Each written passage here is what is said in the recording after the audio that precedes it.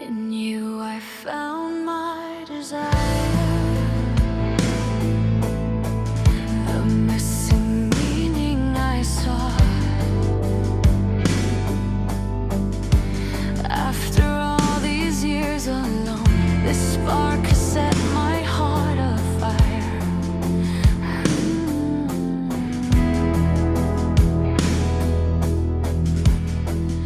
A bond was made in trust, a union to last through time. But now the lie has been unmasked, and into dark reality I am thrust. Now the blind have sight. After all the lies I've seen, a covenant twilight, and I was promised, and I was promised, I was promised. Ladies and gents, this is the moment you've waited for. Welcome to another episode of the Council of Six, a weekly Dungeons & Dragons game fraught with all the drama and peril that'll take your breath and steal your mind. My name is Jay Longarlo, your DM for the night, and our current campaign is a story loosely based on my fantasy novel, Souls of Magic's Dawn, a homebrew built on D&D Beyond that we play on the Foundry VTT. But without any further ado, are you ready to leave all that's real behind? Because there's something breaking at the brick of every wall that's holding all that you know. So tell me, do you want to go to the Council of Six?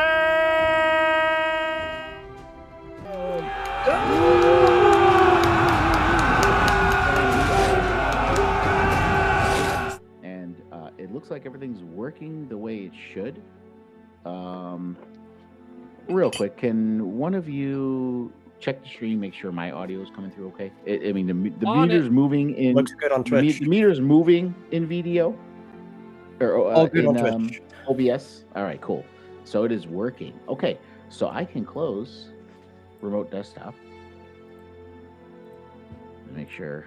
Oh That's no, working, okay. Council of Six Yes, content is intended for certain audiences. That means you Yep. can't watch it also. Oh Uh-oh. no. Because I got it as 18 or above. Definitely. That's fair. I don't feel like I mean, we need yeah. that. That I think we're pretty wholesome Yeah, no. with Austin having a sausage party over there. No, not wholesome My at own all. Twitch channel.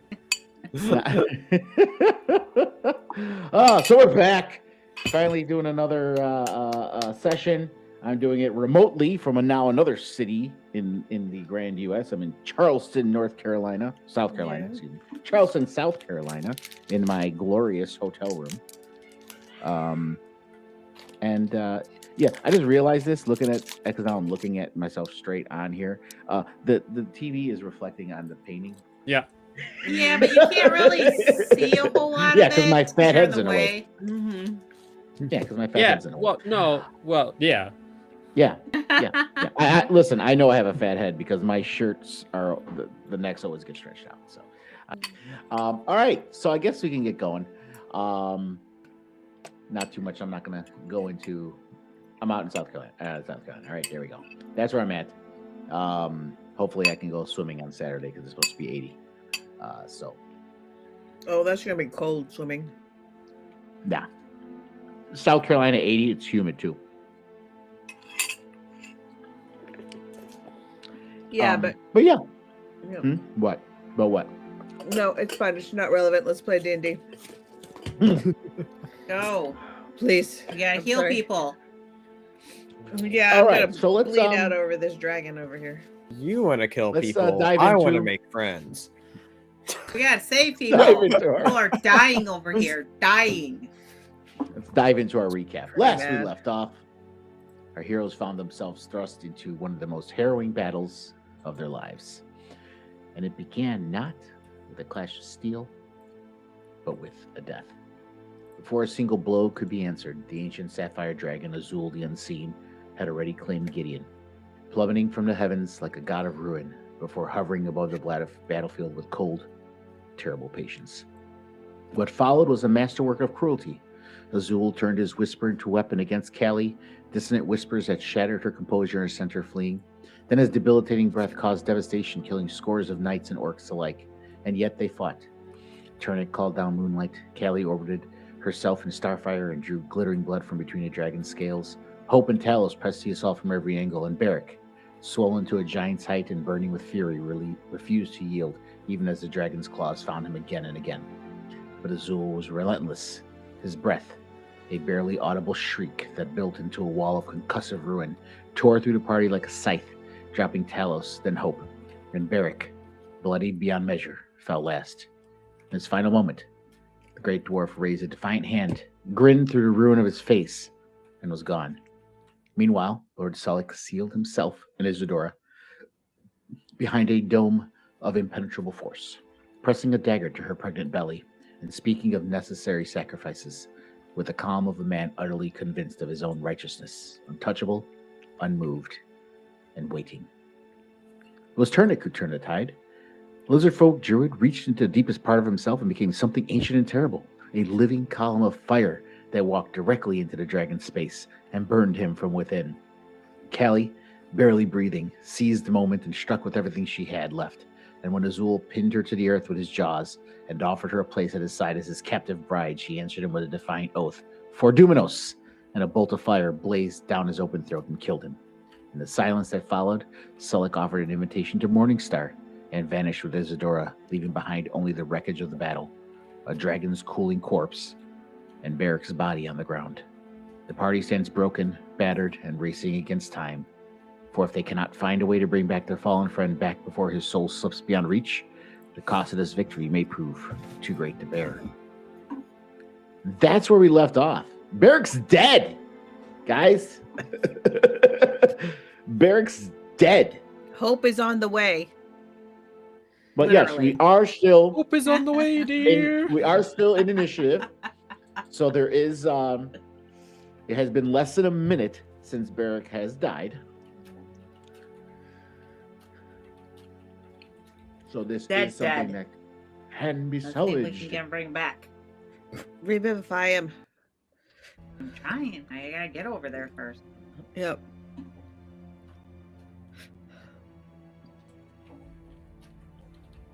Okay, yeah, now I'm only near death. It's not my Okay. turn.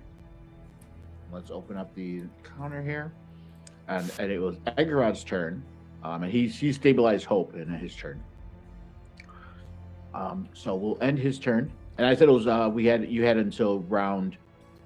Well, Beric just died, so you have a lot of time. It was like last round, so you guys have like 9 rounds.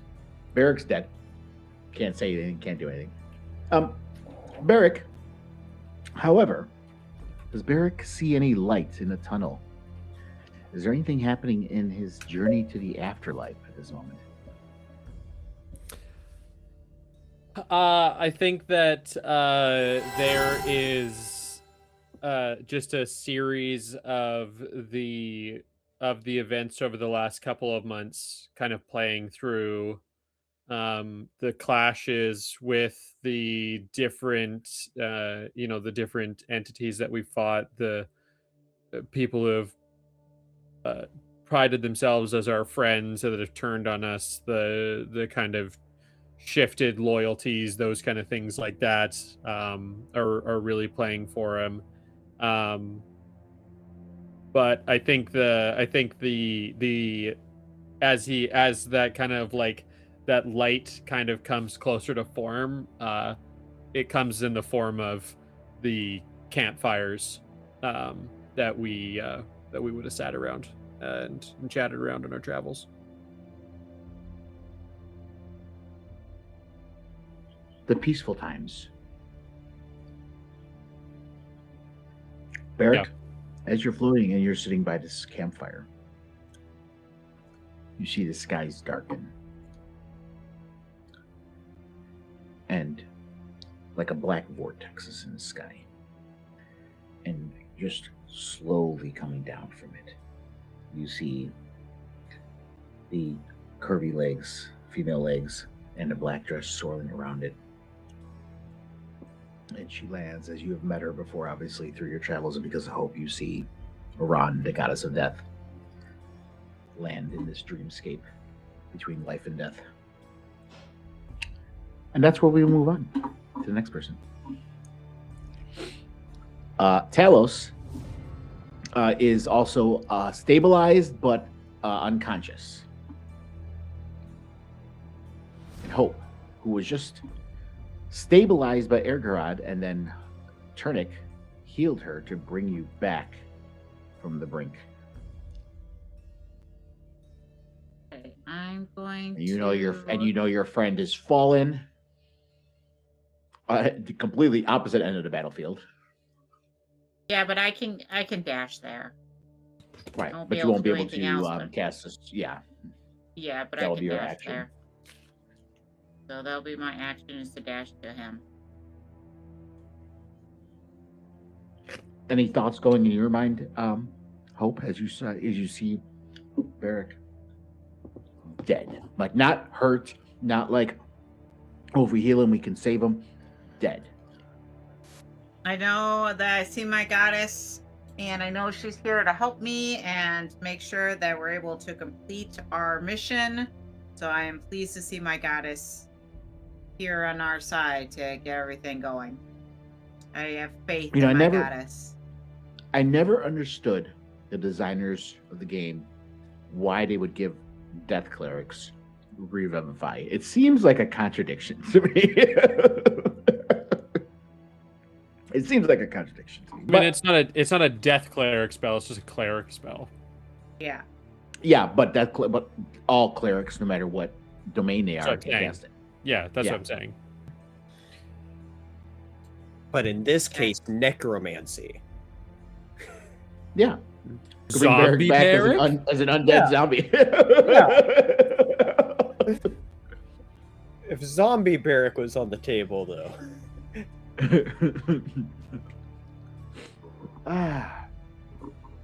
You know, if Austin ever came to me and wanted to change his class to some kind of or his race from dwarf to some kind of undead, and change all that, I would have allowed that for Flair. Go on, Austin. Do it. Do it. If you'll allow me also one level of barbarian. No, that's not God happening. damn it! You're undead. You don't also get a level of barbarian. No. All right, Turnik. You see Hope sprinting towards your dead friend. Is Turnik up? I thought everybody but... No, I'm not. No, Turnik's Turnik's near up. death. He's up. Oh. No, I'm good. Everyone was unconscious or dead except Callie and Turnik. You're right. Remember, But I turned into Talos got through his death saving throws, so he was stabilized. Then Hope was stabilized by Garad, and then Talos or Turnik. Yeah, because I was on death saving throws. But I didn't fail or pass. I barely just nicked by at the end. I rolled an at one. Mm-hmm. I didn't have to do very many, so I got lucky. Turnik knows the situation over with Barrick's grave, but also sees Hope is over there. So he's thinking Hope will do what Hope does best, and will go help Talos. Okay. Did you have enough movement, or did you have to dash there? You know what? That was a great question. What? How? There Oh, that was exactly 30. Perfect. you go. Okay. Yeah. I'm trying to find the thingy. Where's the... Wait, what level do I have? I don't think it matters too much for this. I'm just going to do level 1 cure wounds just to get him up. You can literally pop him a good berry, just throw it in his mouth. Same spell With his slot. beak. But yeah. And I think did I accidentally do 2 of them? Okay, there we go. Okay. And that's And what so yeah, that gets him up. His eyes flutter open. Then he looks at you. He's like, "Sleep," and he goes back to sleep again. the very healed. Talos thing. But he's Also, Not don't doing blame him. Callie. What's going on with Callie at this moment? Kelly, 3 hit points. Yes, 3 hit points. Bleeding out over here. It is satisfied that with Hope being up, things are going to be okay.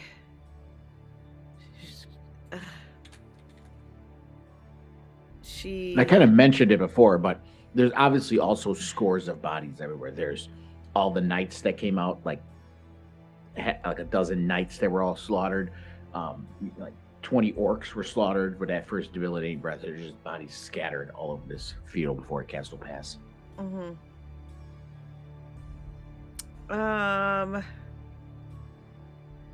She's gonna drag herself over to Barrack's side.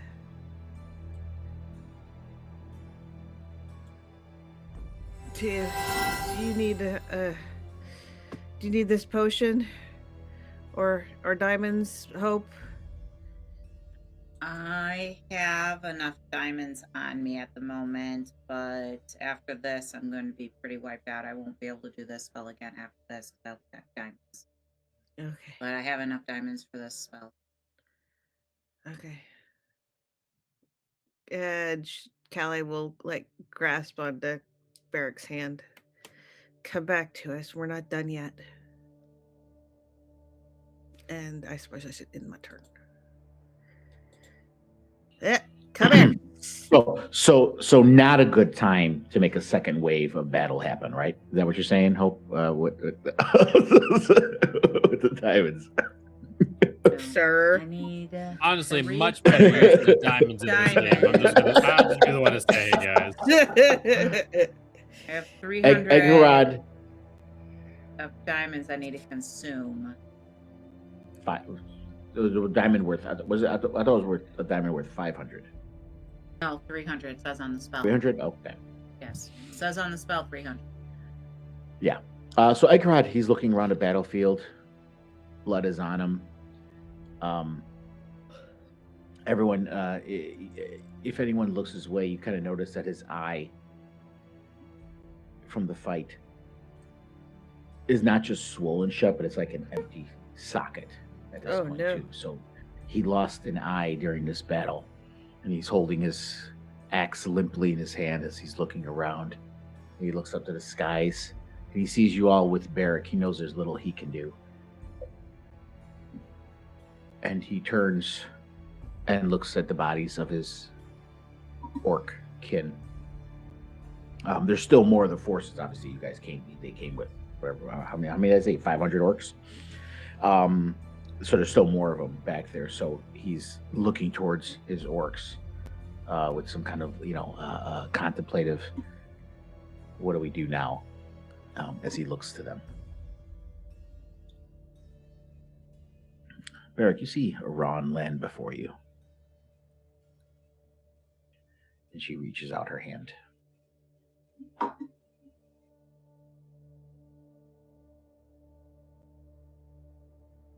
am I giving by taking that hand, Iran? Giving? Barrack, I do not come in malice. Your journey has ended, which inevitably leads to me in my realm.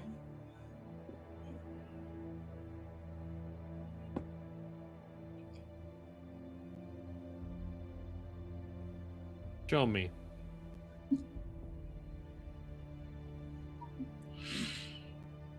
I'm at peace with my end. Well, There is one waiting for you, and he specified a place by his forge that we would like you to go to. Grins. You kind of see a rift open up, and this gentle field where you're sitting in around this campfire with images of your friends kind of frozen in time but not speaking or moving. This rift opens, and with the field on either side of it, through the rift you can see smoke, and you hear the dings of hammers, and you see a large, magnificent forge in the background, as she kind of points to guide you through the portal. I don't even look at her. Barrick just sees that open and just begins walking toward it.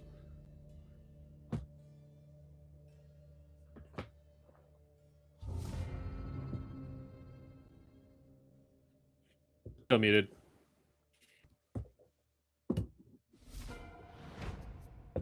You're muted, Lunga. Okay. Sorry, I said Talos is sleeping. He's too pooped to continue what he's doing. I'm And gonna do Oh. the spell. Gave it all. He gave it all. so, what's going on here, Hope? Give us a little flair right. here. What is Hope doing? How is she doing this incredible spell that brings people back to life if they have just passed? She has the diamonds in her hand, and she has her holy item for the death cleric. She has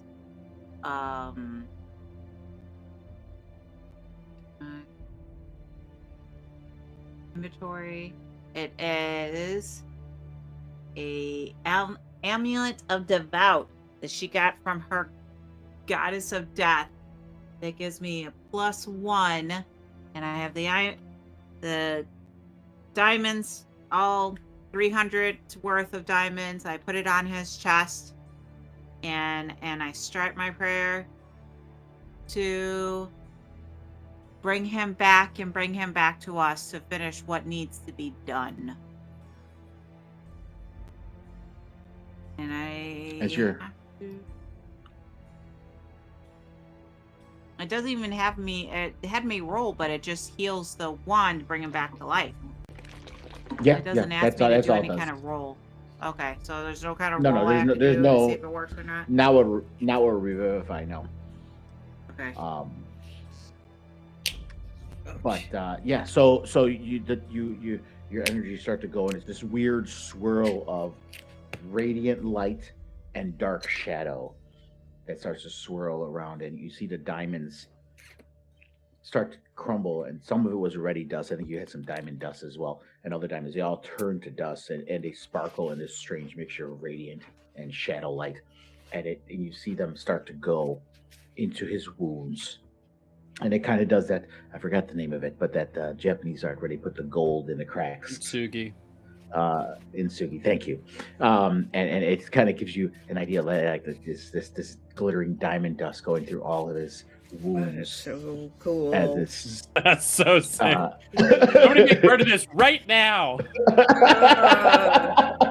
That was a really somber and- moment, but this is cool as shit.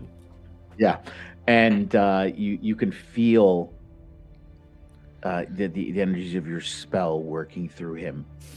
And at first, you see a finger twitch, and your hands are still above it. And as you touch his chest, you can kind of feel a faint, what you would feel is a heartbeat starting to come in. Dum, dum, dum, dum, dum. And you hear a whisper of a breath. As the body is starting to come back. But the spell's goal is not just to bring the body back, but to reach out to bring the soul and say, it is not yet your time.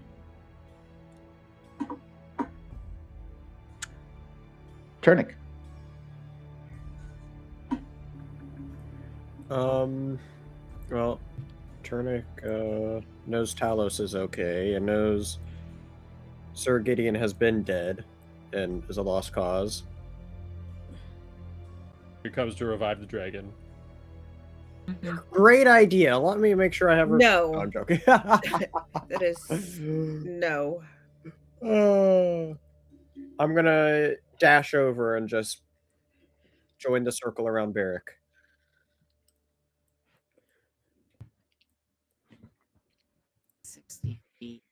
Okay. Kelly, you see this magnificent spell starting to do its job, but yet you have yet to see if Barrick's soul has returned.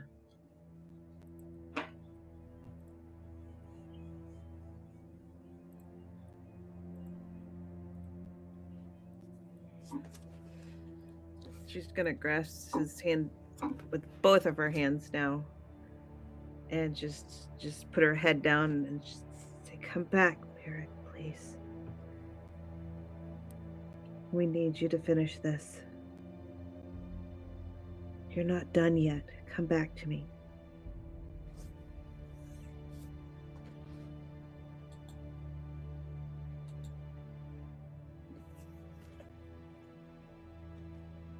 And I'm just remove Egrod from the encounters and reason to have him in there. Barrick, you start to step towards this portal. You can feel the heat of the forge. You can hear voices of dwarves long gone, enjoying their afterlife, and a sense of calm comes over you. And then you start to hear the voices of your friends. You start to hear hopes chanting something that you're fairly used to. You hear Callie calling you to come back. You hear Turnix' worried voice looking down on you, beseeching you to return. And as you look back, another portal has opened now behind you. And it opens up and you see Castle Pass. And you're between these two portals.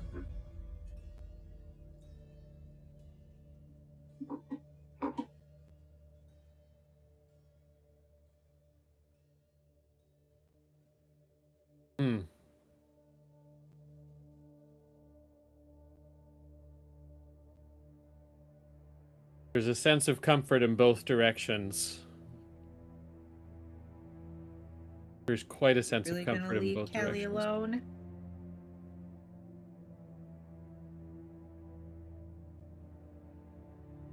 Do I see Govnu on the other side of the portal with the forge? Give me a religion check, DC 5. Oh my You gotta God. really fuck up. You Yeah, can't with your say nat that kind of. ones. You can't speak that thing into existence. You gotta With you gotta- advantage. You gotta just let it. You gotta just let it happen. This is why you don't speak this shit into I- existence. I did say with advantage. I know you said with advantage, but I was already rolling. Yes. You see Govnu kind of like sidestep into the opening. And he's got his hands on his hips. Well, lad. Difficult choice. But here's the thing. You already earned your spot here. Take it now, take it later. It's yours already. I think they be needing you a little bit more than we do.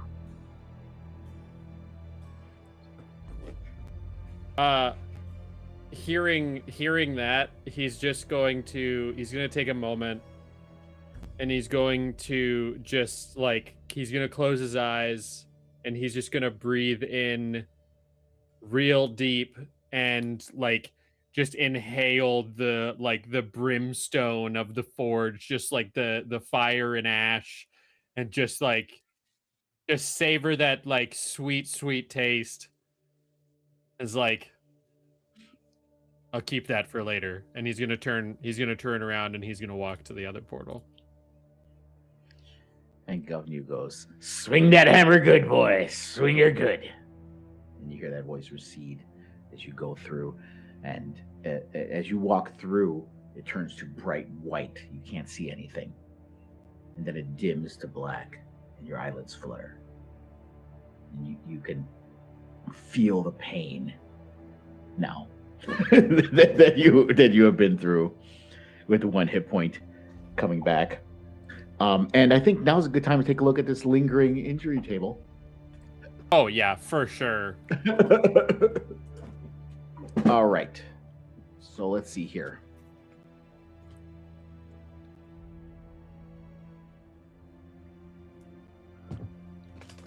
All right. So 2 and 3 is lose an arm or hand or lose a foot or leg. I don't necessarily want to do those because you can't really swing your hammer. Missing one of those. I mean, if you're saying you'll take it, if you a foot or leg, someone can fashion you a prosthetic or something. Are we all that died have to roll? No, just Barrett because he died. I died. He had to be- Nobody else died. Yeah. Okay. You guys were unconscious. You guys were on death's door. You're the people who are who are in the ER and they're like, motherfucker, I saw God. Yeah. My He's God. dead. He was My God.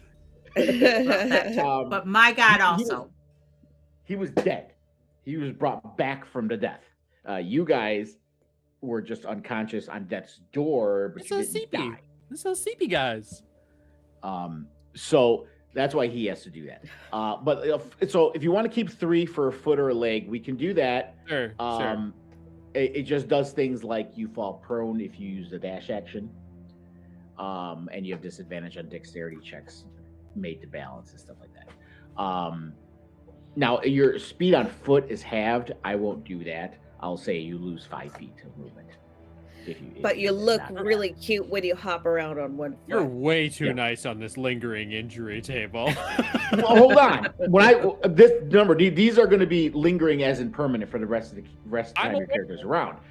I'm not going to have your speed halved for the rest of the campaign. That's a horrible thing. But 5 feet is good. Armor hand. If that happens with your hammer, you're going to be swinging at disadvantage. We did that.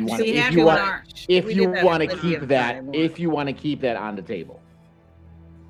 Well, I don't know. I just kind of want to roll it and just see what happens. I'm here for the dice roll. I'm here for the dice god roll.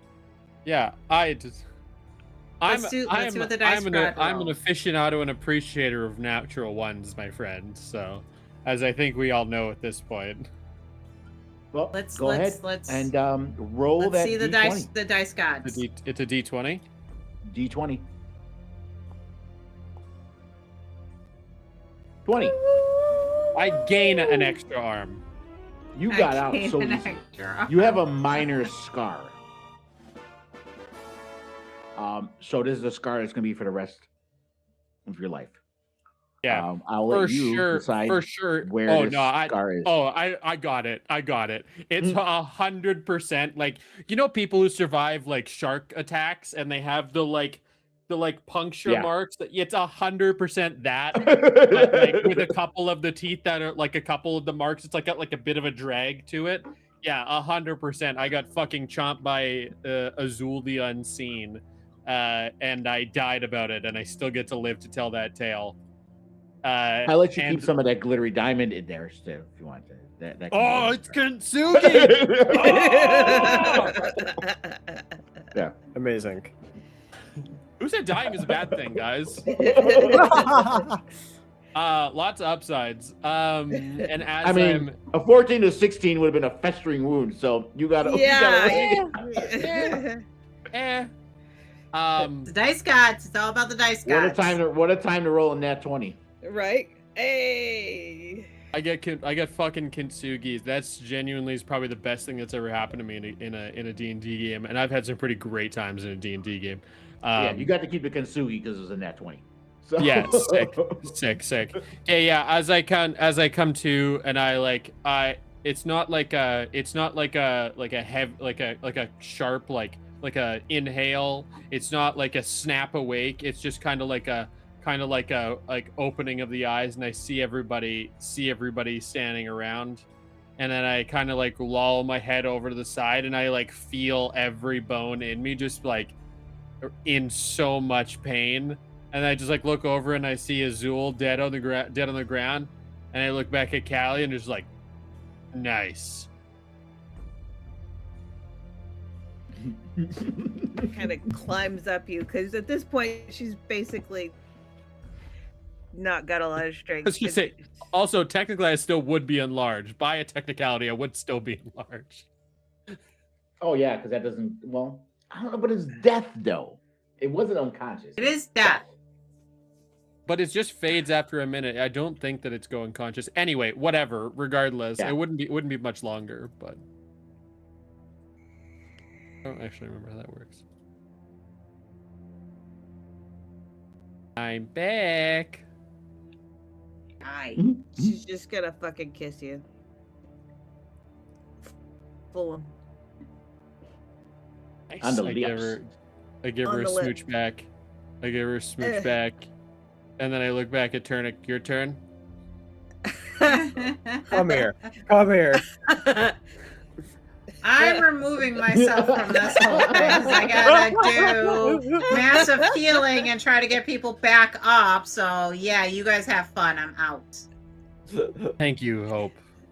I appreciate you. Well, technically, everybody back. is up. Talos is healed. You guys all awake, so you guys are all up.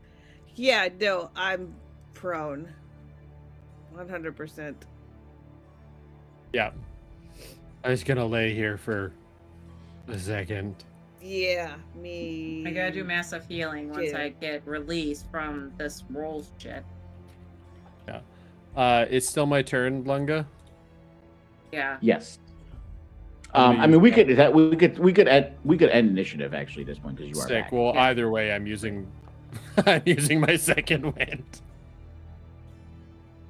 I was gonna do massive healing then, as much as possible too. Wait, 1d10. Oh god, that's a crazy amount of healing. I didn't realize there was that much healing. Hell yeah. End combat. Yep, I'm doing it now.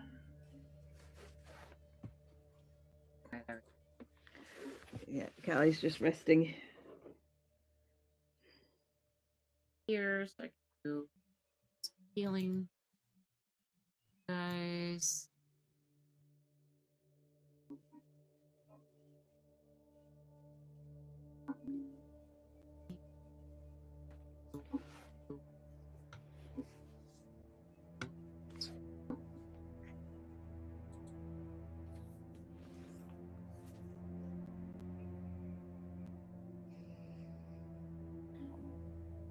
We just went through some shit. It's I am gonna look over at Turnic and just kind of give a thumb over to the dragon. Is like, we gotta get some teeth out of that fucking guy. Fuck yeah, we do. Of course. We need to take as much as we can from that dragon. Callie says from on top of your chest. Fuck yeah, we do. Yeah. Fuck that guy. What can we do with teeth? What can't we do with teeth? The cleric that has as been you- constantly on the search for fucking ingredients for all your magical bullshit is wondering what we can do with dragons. Exactly. You What can do can we everything. You do can with take over the world. You could take over the world with a dragon tooth. What are you talking about? As you guys are discussing dragon teeth, you see Egharad come running over as he sees Barrick is back among the living, and he comes, looks at you, and he clasps you by the shoulders and shakes you. I knew they couldn't keep you down. Hey, no, Don't do that. stop. Don't That's do my that. bed. Okay. Stop it. Don't do that. As you're saying that, you're noticing he is missing an eye as he's Yeah. doing this. Is blood coming out of it. He doesn't care. He's got cuts all over him. And we're gonna Yeah. have to do a short rest here and get some more hit points, Yeah. but hopefully everyone's in a little Yeah. bit better position now. I'll spend a couple minutes with Agorod just being like, hey, you got nice, you're missing an eye. Yeah, check this out. Yeah, you guys are comparing scars. Yeah.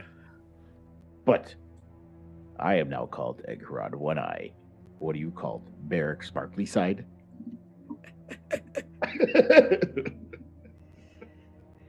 We'll find out. Agorod One Eye is kind of a real shit name, so Awesome name. We'll workshop it, my friend. We'll workshop it. All right, can we like take a short rest here so and use some hit dice? Well, I feel like there's some other narrative stuff that needs to happen. Yeah. Eggerod, as he says that, he does turn and he looks, and he starts to walk over towards Gideon's body. Oh, yeah. Everyone forgot. No, everyone did not forget. Callie is feeling better enough now that she's going to actually like take his arm and get some help to walk over there with him. Yeah, as you guys are going over there through the settling dust and confusion, you see him stride forwards. And the war chief stops before the body. His eyes are studying Gideon's broken form. And he looks back at the body of the broken dragon. And when he speaks, his voice is heavy with the barely controlled rage. That was not chaos. That was cruelty. Murder disguised as destiny. He spits on the ground. I have followed the Dark Storm because she promised us freedom, an end to persecution, a chance to be more than monsters in your stories. But this, he gestures down at Gideon's body. This is not the will of Leto. This is not what she taught us. That dragon, that man, they serve something twisted, something broken. And you see the rest, some of his orc warriors are all starting to gather behind him. I'm gonna put my hand on his shoulder and just say, just because she stood for something and didn't understand what it was she was standing for, does not mean that you must change your ways. You have learned a better way to live your life, a better way to stand in the world, and a better future for the men you lead. He nods, and he looks back up at his warriors. Leto teaches that chaos brings change, breaks chains, allows the strong to rise and the false to fall. But what I saw today was not strength. It was treachery, not freedom, but slavery to prophecy and plot. And he looks back at the rest of you, and you, Garrick, and he puts his other hand on your shoulder. Perhaps Leto himself has lost his way. Or perhaps we orcs have been deceived as the Dark Storm has been deceived.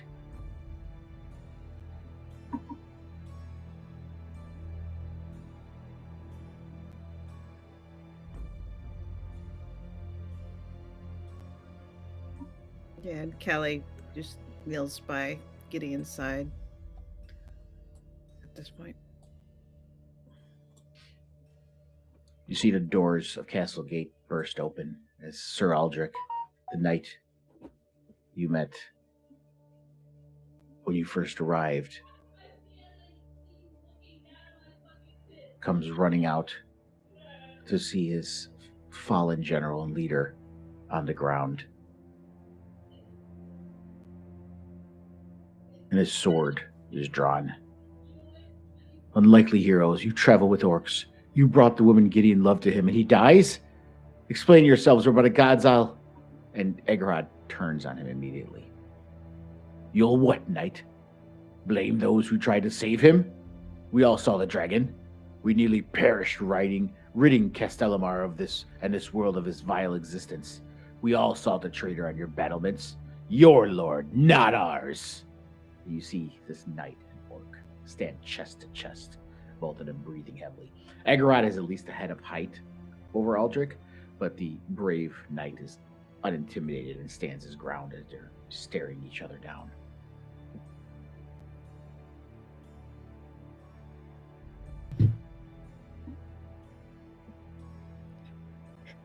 Orcs are not the ones to fear here. They stood by our side and they stood their word. Leto, Sulek, and those that follow them are the scourges of this land. Give me a persuasion check. Persuasion. Oh, I'm really good at that. I forgot what character I was DC playing. DC 18, and if anyone has proficiency, they can give them the help action. Just tell me how you're helping him.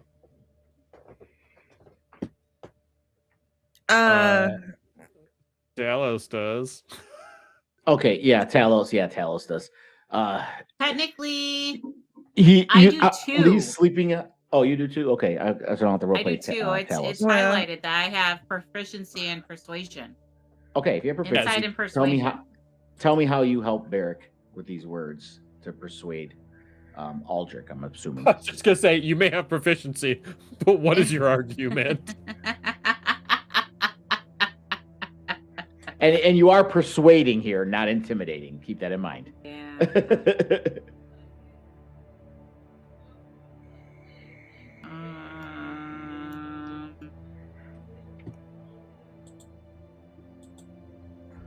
I don't know. I was looking at the dragon at the time. I don't even know if I have it in any way of helping because I was with the dragon at the time. I was trying to figure out how I can. Well, I mean, Sure. I'll take it. You could have did all that. You could have did I'll all that, take and it then if you you walked want. up. You're there. The DM decides the timing here, so you're there. So you made it there to hear this. So if you're saying you want to help with the persuasion, then you are there. What does Hope say? To give Varric the advantage on his persuasion roll.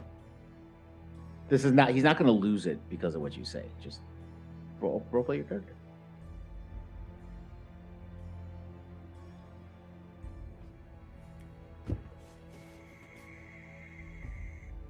Okay, what did you say to begin with, Varric? So I can add on. I said that the orcs are not the ones to fear. That Leto, Sulek, and those that follow him are the scourge upon the lands. They're the ones that need to be purged. I've watched Leto take on very good people, adventurers just like us, and change them before my own eyes. Even my own sister changed. With that, he is the one that we need to be worried about. He's the one that we need to focus on. He's the one that needs to be taken out. Okay. Go ahead and roll persuasion with advantage, Varric. DC 16.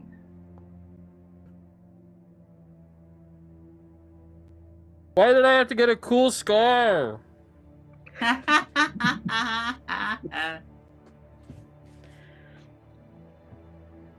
You see him still staring at the orc. And he's like, and he looks down at the body. He's dead. He's dead. You guys brought this dragon here. You brought it here. You brought this tragedy upon us. And he's gripping his sword tighter.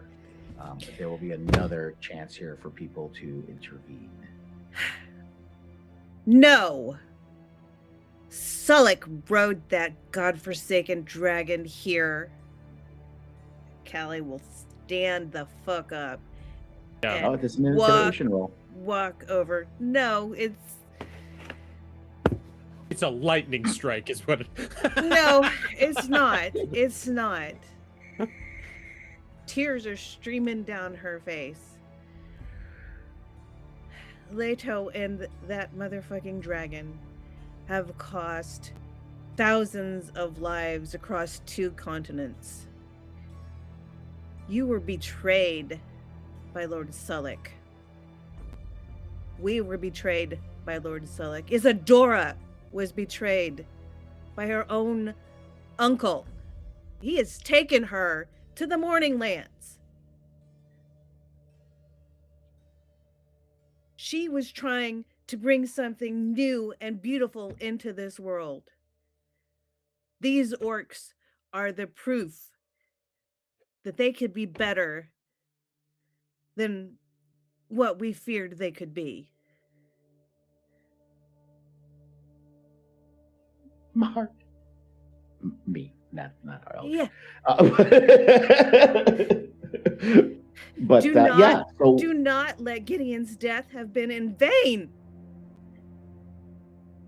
Okay, so this is heartfelt, not intimidation, so you can do persuasion if you would like to do that instead. Thank you. Yes. I will let you have advantage on that one. It is higher now. It is a DC 18 because you did once already with Barrick. But yeah, I would have stepped up to him at that, like right up to him as well. So boom. There you go. That's what we needed. And you see his face soften. And you also see the tears start to stream from his eyes and his lower jaws quivering. And his sword just falls from his hand to the ground. And you see his shoulders slump. And he's like, "Gods, forgive me. Gideon trusted you. I'll honor that. But know this. Castellamar has lost its general, its shining sun this day. Chaos spreads. If you're going after Sulik, go quickly. We'll hold the pass. I don't know for how much longer." And you see Egarad take his great axe and he sheaths it on his back. And he just puts his hands out and he looks at Aldrich, his eyes fixed on him. And when he speaks, his voice carries the weight of absolute conviction. "She spoke of you often. The kingdom. Called you friends. Family. She believed you would help free my people from centuries of oppression. The Dark Storm was deceived, manipulated by that serpent Sulik. I see that now. But she was not wrong about you, and she was not wrong that my people deserve better than the chains we've worn." And you see his gaze kind of sweeps across his assembled warriors and the knights that are starting to come out from Castle Pass as well to see their fallen general. "The breakers of chains will honor the alliance she forged. We will stand with Castellamar against the true enemy, Leto and those who manipulate in his name. My warriors will join your forces here in the Evening Lands." And he turns his back to the rest of you, or turns back to the rest of you, his voice dropping to something more personal. "But I will not wait here while she is taken to whatever fate Sulik has planned. She gave my people hope. I will not abandon her now. I will go with you to Morning Star." And he looks back at one of his trusted lieutenants, and he grabs him and he takes blood that from one of his wounds and he marks him on the face like, "The breakers of chains are now under your command until I return. Honor our pledge, fight with the kingdom, and defend this pass." And you see the orc just nods and gets back in line with the rest of the orcs.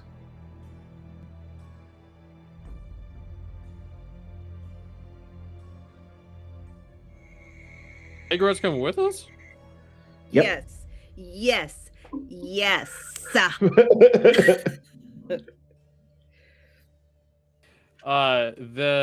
guy, I don't remember his name, but the guy that was the human that was Aldrich, the knight, Sir Aldrich.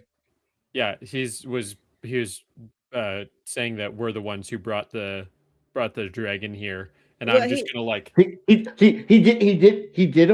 did. I'm aware. I don't care. I'm going to just lift up my mail and show the scars. Like, does it really look like you know what you're talking about? Pretty cool though, right? Egarad pats you It is done, my friend.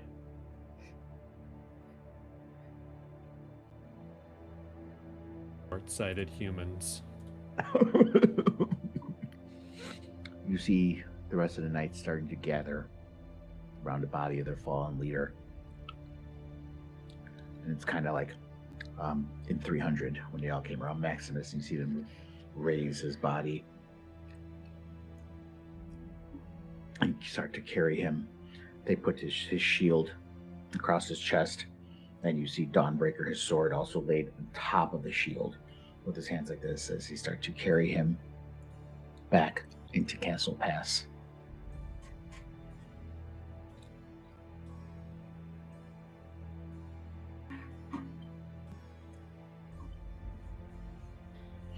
As you watch this procession go through, you all take one last look at the body of Gideon Stormcaller, knight, general, husband, friend, man who stood between duty and love and chose to protect both until the very end. The wind carries a scent of rain and smoke. Somewhere in the distance, in Morningstar, Isadora grieves for the man she loved. The prophecy continues to unfold, but Gideon's death is a reminder that even in a world shaped by divine will and ancient predictions, mortal choices still matter, and you all have a choice to make.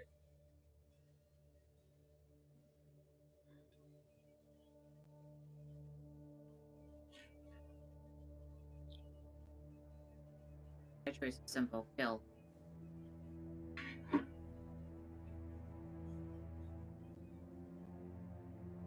Came back because our job isn't done. We are going to kill a god. Let's go. Oh my god.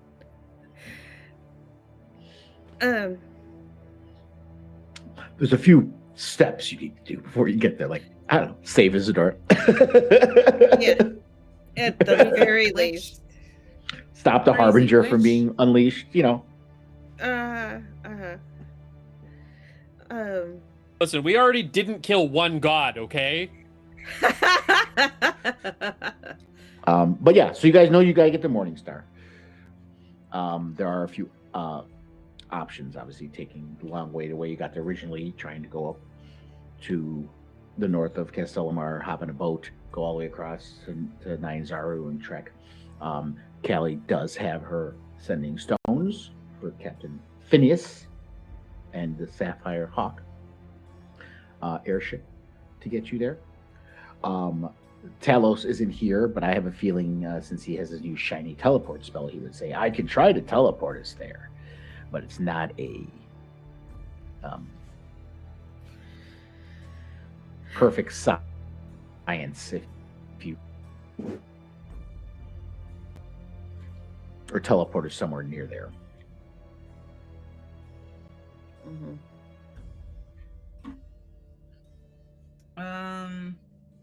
What do you guys think? How do you Okay. guys want to get there? I think first we need to harvest some dragon parts and Yes. have at least a short rest. Yes. And I'll contact. Oh yeah, you're able to come into Castle Pass. You guys don't have to stay out here, obviously. You're able to come into Castle Pass and get a rest. It is still in the morning. It's about 10:30 in the morning. So you guys would be able to go. There's no map to go inside. Keep Okay. in mind. But you guys would be able to go inside and rest in there. You could even spend the rest of the day here, take a long rest, and just mull over what you want to do and depart in the morning as well. It's completely up to you guys how you want to go about it. Well, I need to send to Captain Phineas to find out how far away he is and how soon he could be here.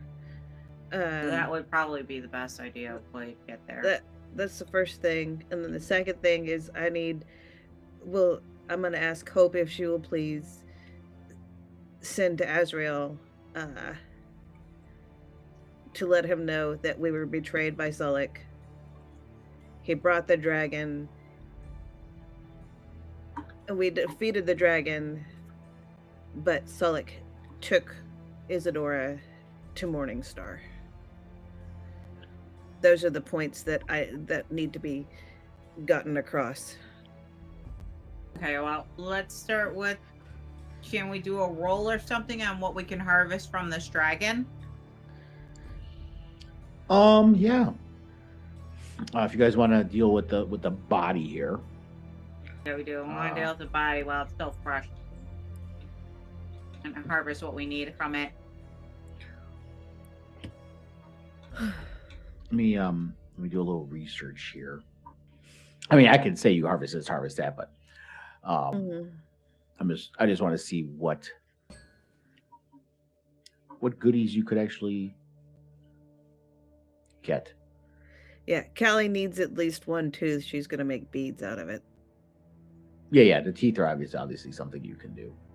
I really think that Callie also has teeth marked scars along her torso as well. They're not very cool and diamondy glittery, but she very definitely, in addition to some of the other scars that she has on her body now, has. Yeah, I mean, and stuff like this, even though we know healing completely heals everything, if you guys want to say you have scars that remain even after healing, you can. You don't have to roll on the table to decide that. Yeah.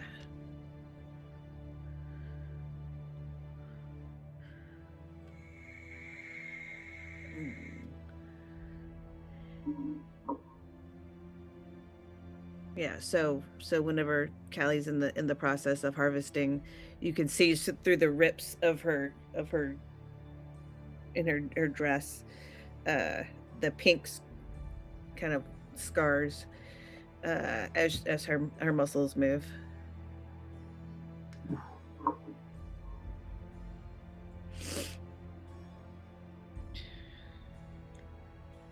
But yeah, so the go ahead. I say we'll make sure to get everything good that we can out of this dragon, and we'll make sure that each of you have a good memento.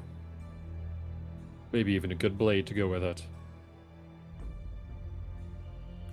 Oh, a dragon scale blade. But yeah, like what I was gonna say is there's obviously the obvious things: dragon scales, dragon teeth. For stuff like that, those are the obvious things. Now, as far as really, I hate scribed. Why do I click links that say scribed? And it's always the best things, and then he's like, "Oh no, you got to pay if you want to see the rest of these pages." Of course.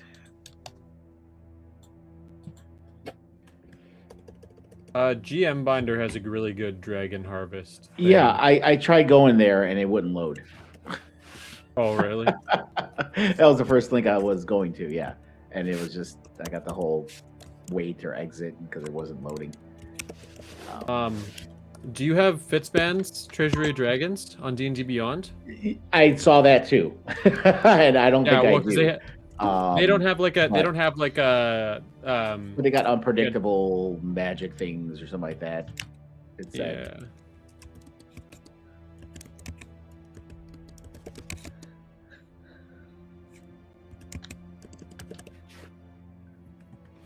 I feel like there's something also in Tyranny of Dragons. Not much. I did too. I remember I did run Tyranny of Dragons. There really wasn't much. It was all money, just money stuff, you know. The only source book I have. Because I have another one that I had that's signed by Matt Mercer, and I don't know where it is. Ooh. Yeah, I'm pretty pissed about that one, but here we are.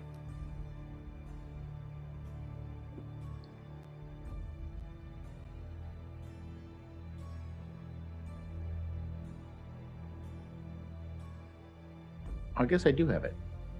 Sometimes I forget things I bought. Yes, I do have Fizzban's Treasury of Dragons. Okay.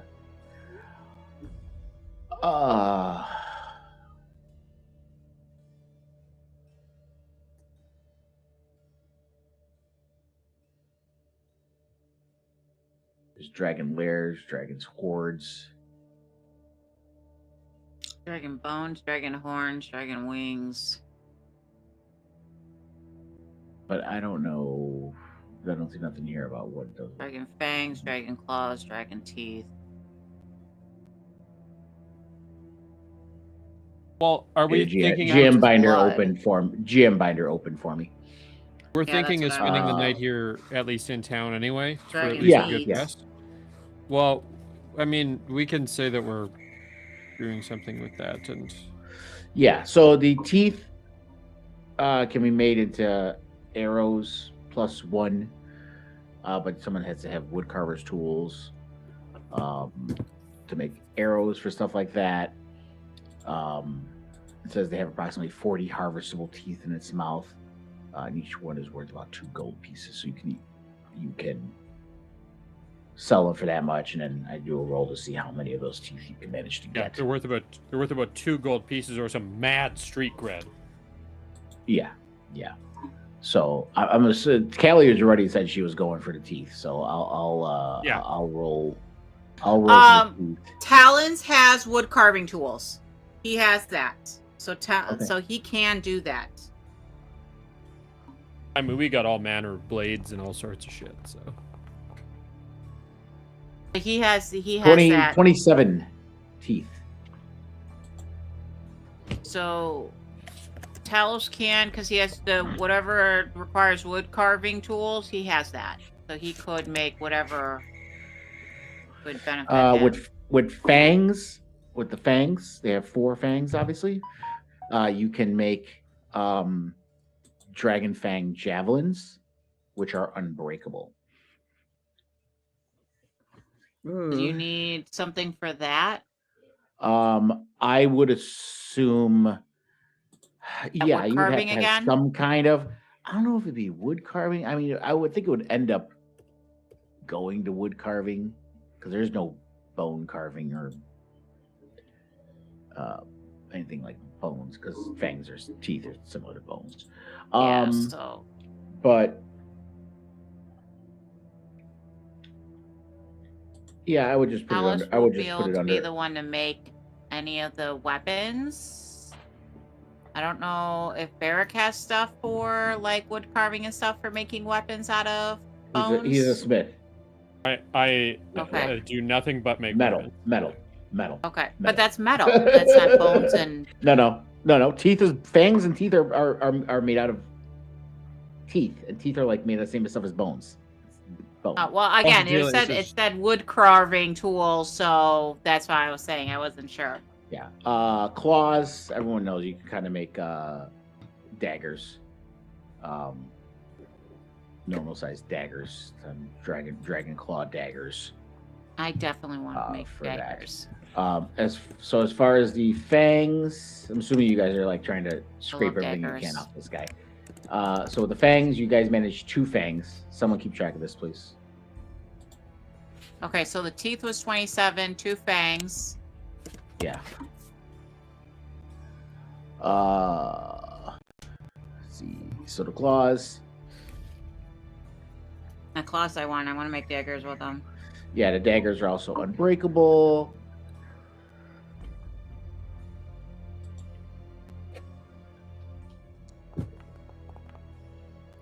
So the claws, you managed to get 12. Sweet. 12 out of the 14. Yeah. Dragon meat. You can carve off hunks of meat. Excellent. If you want. Yeah. You make dragon sausages. Fucking, here we go. I was gonna say Turnix all ready to make dragon sausages. You know he's got all those spices and cooking shit in his gear. Hell yeah, he does. Been waiting for this Right? years now. There we go. Is it 12 pounds of meat? Is that what that was? No, that's 12. dragon That's 12 claws. claws. He hasn't rolled for the meat yet. All right. Surely. it's Exact. fucked So a up. common misconception that people usually make is that dragon flesh does not contain any magical benefit. It does, however, contain many culinary benefits.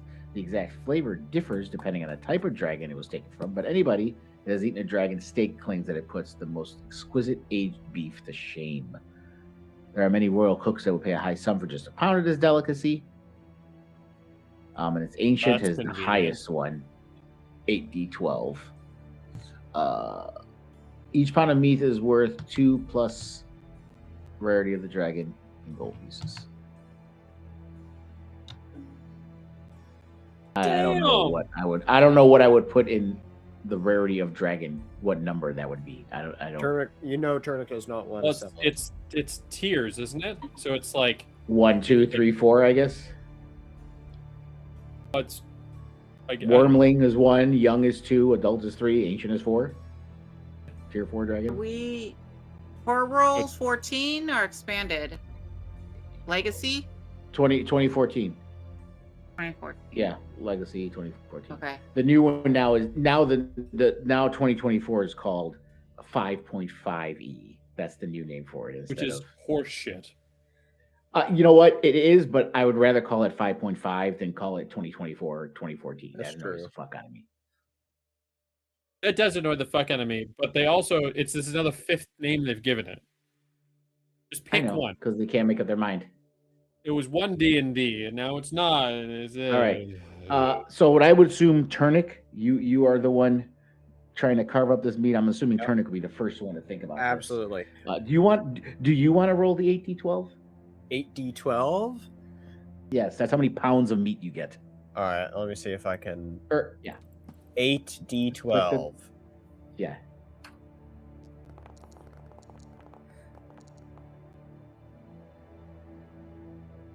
What was the final number? Turnic went ham. 48 pounds of meat.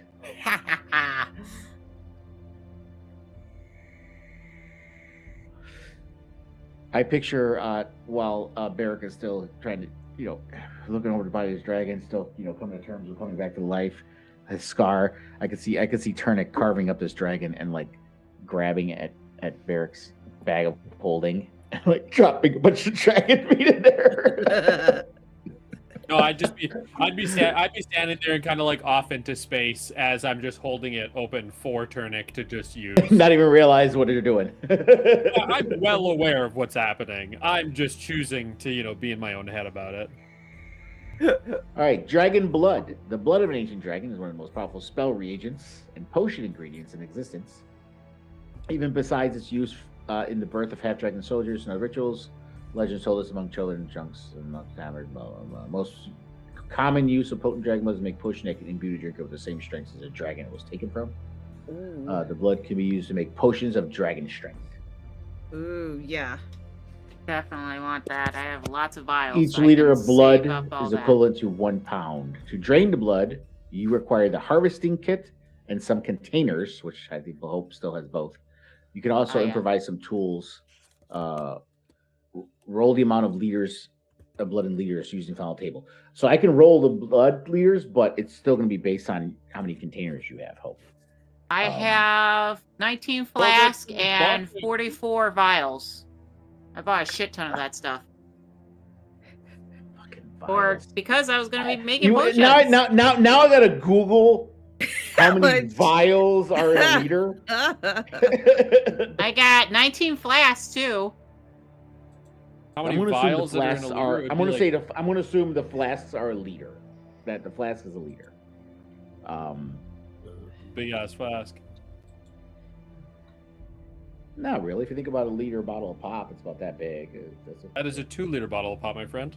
No. A 2 liter is that big and that big around. Okay, a 1 liter bottle is about that big and about that big around. So yeah, I know where this is going. Okay, but listen, a liter bottle would be I would say is about the size of a flask. Okay. A gallon is 4 liters for anybody who's wondering. Yes. Mhm. I have a flask or a tankard. Tankard. Let's see. So it's telling me. Is it? I'm Google is like freaking out. It's like no one asked this question.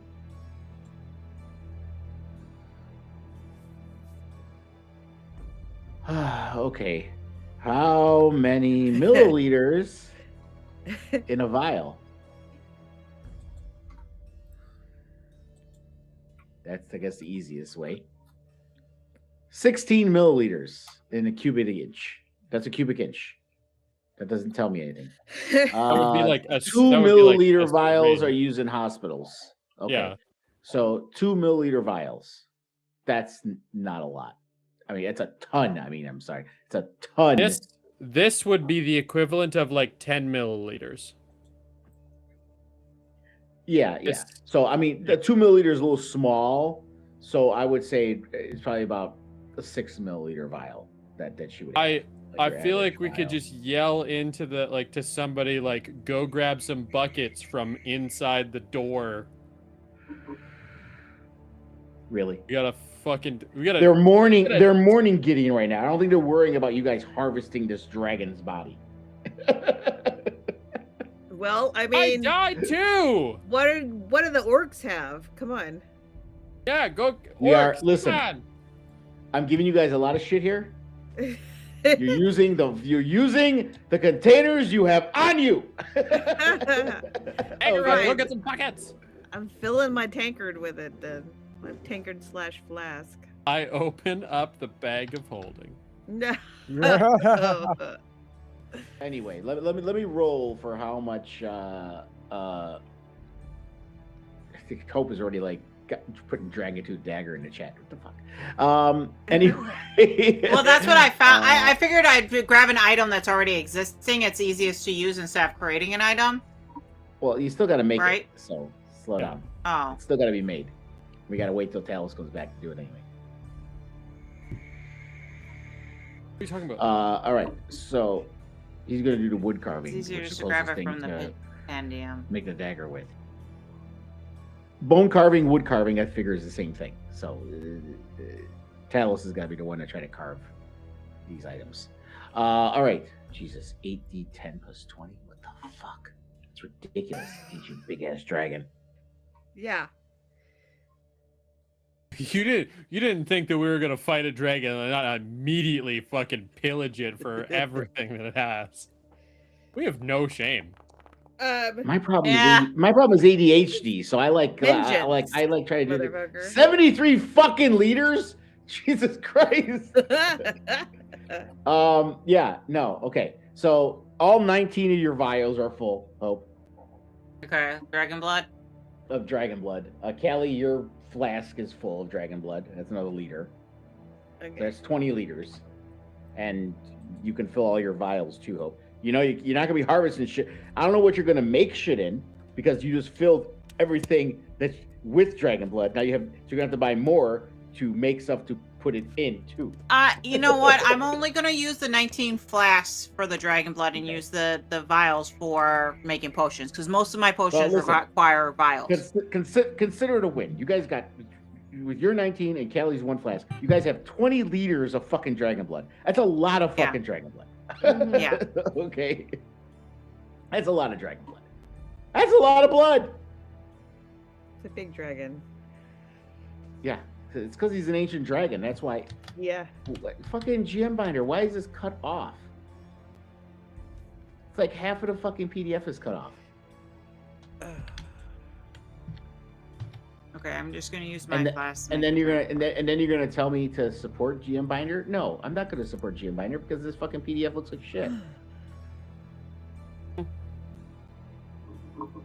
me. Okay, so it says dragon blood, glass, It's shut off. glass.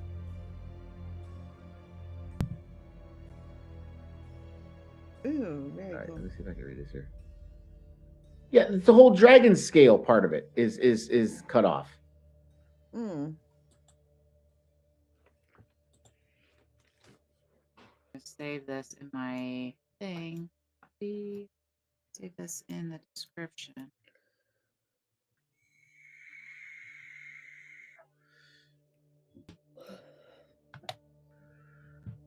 Okay, there's also There we go. bones and organs. I think we can skip the bones and organs. But longer. Wings.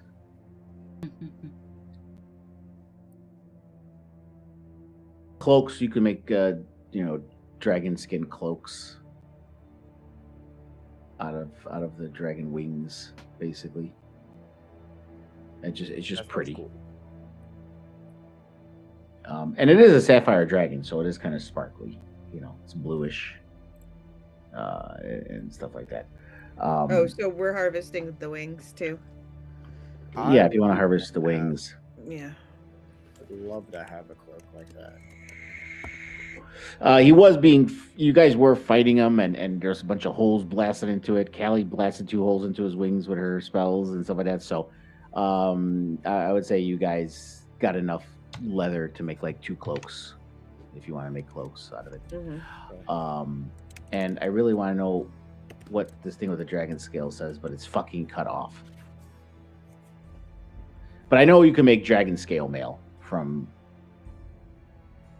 the scales, but it's not. But I can't see the column for the rolls and how many scales you get, or how many scales are needed.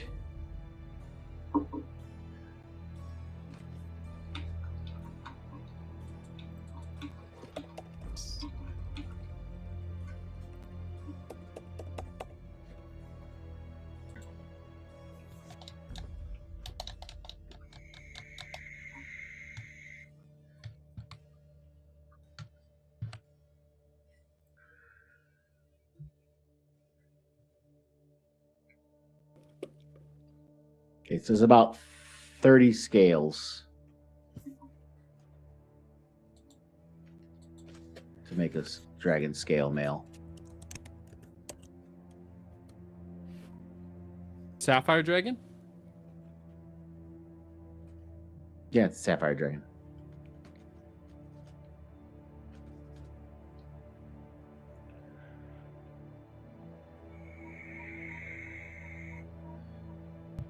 Okay, I'm sure this thing is this document is used a lot. Why it can't just be cut off like this and no one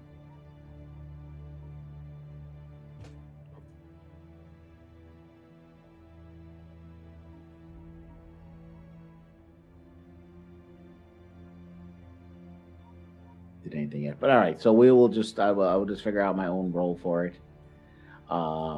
Not doing 8d20 like the fucking blood here. That's fucking redonkulous. But we will go with 10d20. Slow your fucking roll there, buddy. 17d20.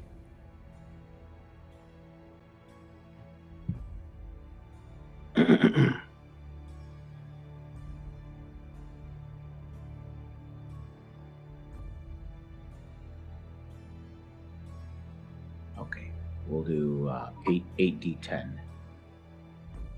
Or, I mean, sorry, 6d10.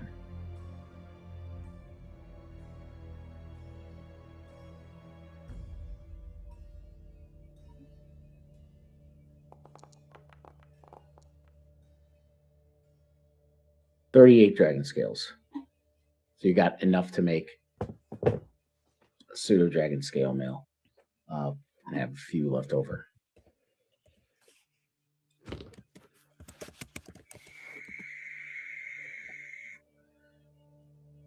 It's gonna be blue, right? I mean, he is blue, but he's a sapphire dragon. And I don't think, like, in the compendium, I don't think they have sapphire dragon items. They just have, like, blue, like the regular chromatic dragons. Yeah. I'm looking at the compendium. But because it's sapphire, I can always figure out my own stuff.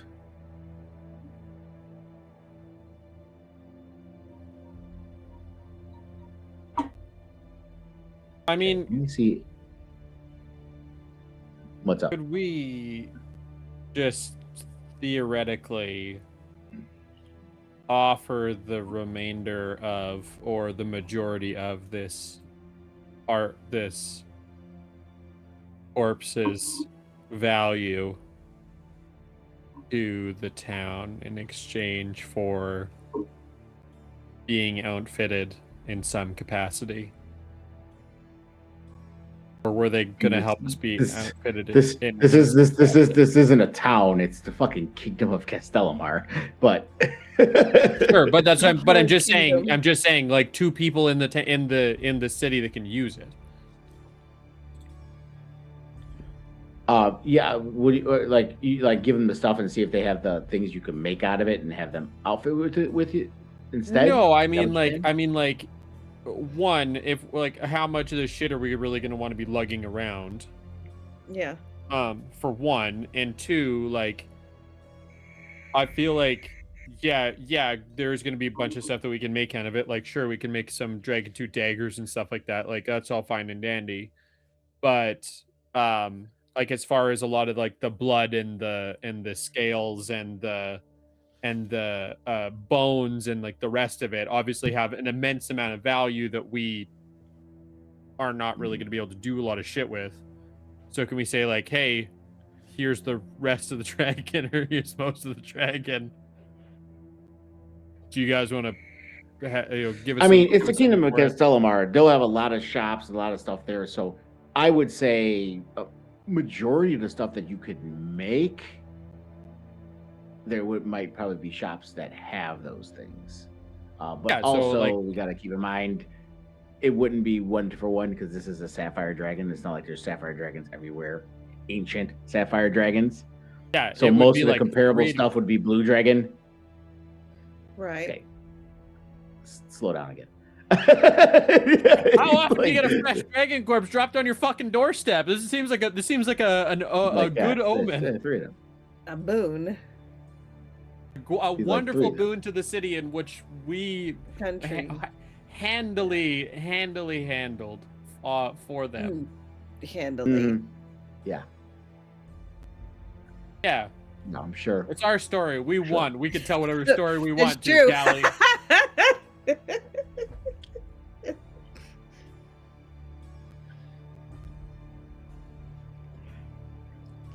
Okay, this PDF thing is pissing me off here. Yeah. All right. So yeah, so consider that stuff you have. We can bog ourselves down with this between sessions, and then I can figure out and give you guys a list of stuff or whatever. Okay, cool. I mean, I have a feeling Hope's going to want to play with the dragon blood, so Yeah, I got the. I'm taking my 19 liters, and so I can try to play with it and use my Yeah, but- vials because I have.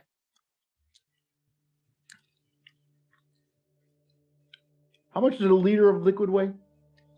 I don't know if you'd be able to carry all a liter those. weighs a pound. Okay, 20 pounds. Yeah, one that's fine. liter of water. 1 liter of water weighs 1 pound. Okay, 20 pounds, so it's not that heavy.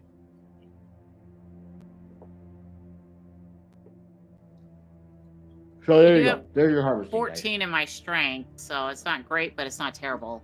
Well, Okay. it's Like not a about the dump strength. You have a carrying capacity. It's right on your sheet. Tells you how much you can carry. 20 pounds is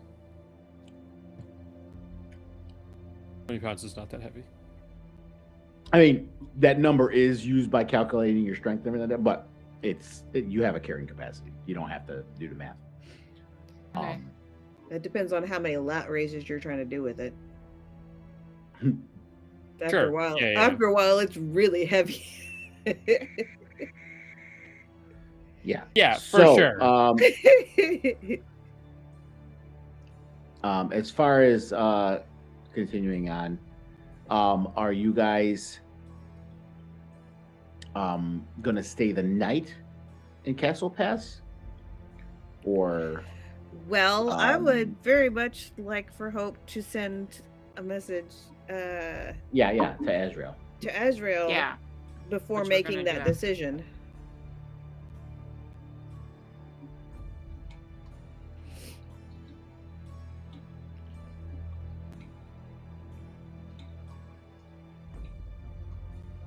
Yeah. So is that what we're doing next now? Is the sending message? Now that we're done with the dragon? Are we done with the dragon? I think we're done with the dragon. So you said, who was keeping notes on what was everything that was kept? I got it. Because I know you said, huh? I've got it. Okay, all right. With 2 fangs, 12 claws, 48 pounds of meat. We have 3 pounds of meat after Turnix done with it. 73 liters of blood, 2 cloaks worth of leather, and 38 scales.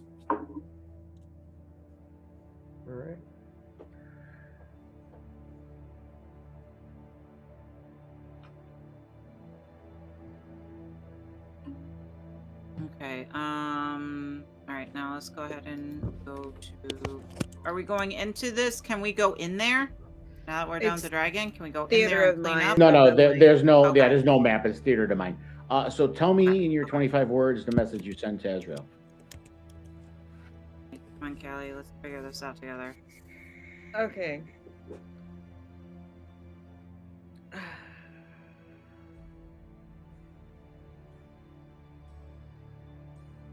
Trying to think about what we sent. What the last thing was that we sent to him. You told him That's- what was going on and to come now because Oh, because there was a Well, dragon. there was a dragon, and he said that Laird was away, and he would not be able to reach you guys in time. Right. Yeah. Okay. We defeated the dragon.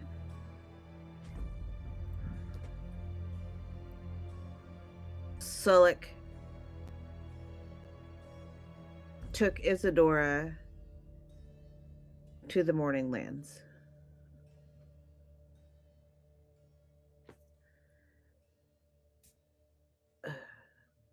We plan to pursue as soon as we can.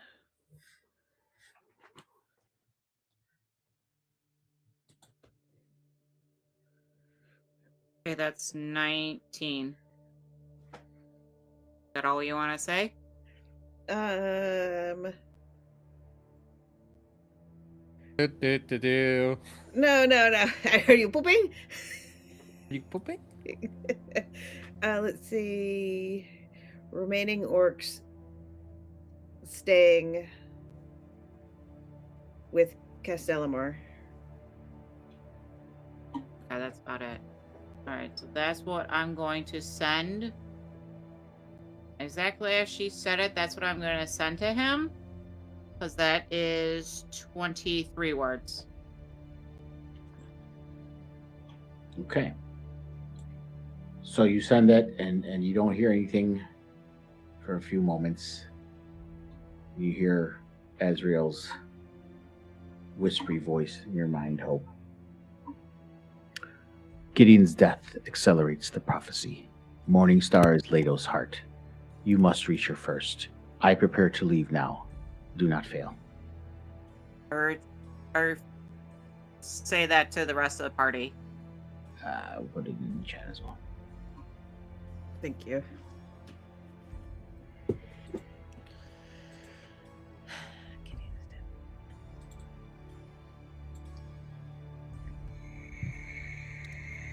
Okay, are we staying the night here and just doing a long rest, or are we doing a short rest and moving along?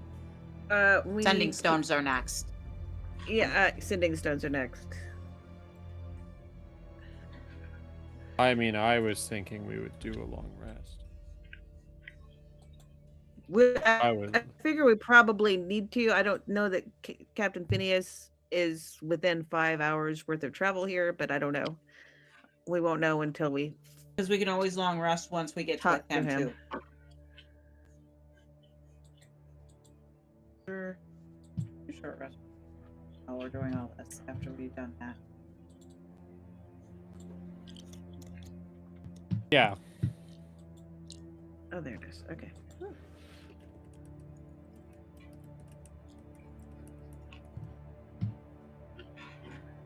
So you use the sending stones, Callie? I do. Okay. See. So you dial, and you hear some wait music at first.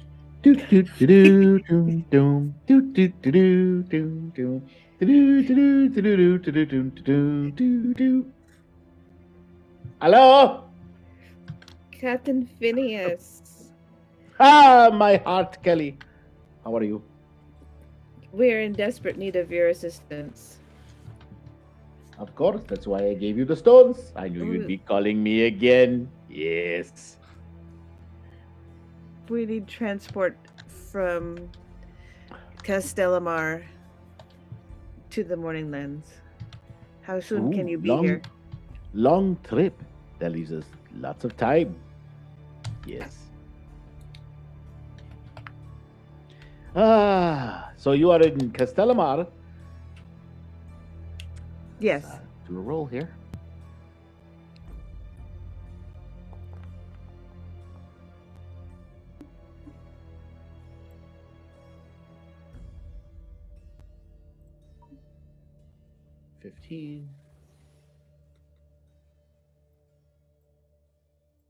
Okay, it will take me about 8 hours to arrive there. Perfect. It's actually not too bad. So he'll be here by evening.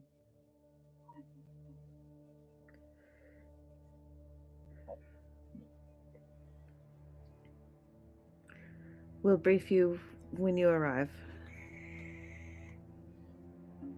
In the background, you just hear, let's get going. We must turn around to Castellamar. Get ready. Finish loading. Yes, finish load. I know. The retrofit is pretty much complete. We did everything we needed. We must leave the rest there, but we're fine. Just keep load. We will be there in 8 hours, Kelly. Yes, thank you. And you hear him yelling off again as it clicks off. I love it so much. So much. A retrofit. Yeah. Listen, he's a warship now. You know, shit's going Let's down. go. All Okay. right, so you guys, we have- I'm assuming, so you guys are going to want to leave immediately, so you can do a short rest if you like. I mean, you're going to be hopping on a ship, so there'll be a long rest there if you get on there as well. But you are pretty much, once you get inside Castle Blast and doors are closed, unless another Sapphire Dragon comes, you guys are pretty much safe in here. We better not. And I don't Dear think God, that's, Whose no. fault I don't would think that that's be? happening. I don't. I mean, let's. No, it's flip a fine. coin. It's fine. Okay, you're lucky. It was a 1, so you're lucky. If it was a 1, Jeez. there would be another dragon. 2, you're safe, so you're good. Sorry. All right, so you guys go into Castle Pass. You see, there's knights all over the place. There's a few nurses. I wouldn't say clerics, but like people that kind of helping you, bringing you provisions and comforting soups and stuff like that, and gauzes and bandages if you need them for minor injuries, to help rest you up. Some blankets, as those are a pretty traumatic event that occurred there. If anyone wants blankets and stuff like that. And I'll say, you talk to some people in town, and like I said, I'll come up with a list of stuff that you guys can get for trading and things by next session. But you do manage to, Change of clothes. change of clothes, Something all the with other fewer good stuff. holes Yeah. in it. Yeah. I mean, I'll say what as part of the whole trade stuff, Kelly, you could buy some dresses, and you guys can get some nice new wardrobe going at least as well. I will not. Completely fucked.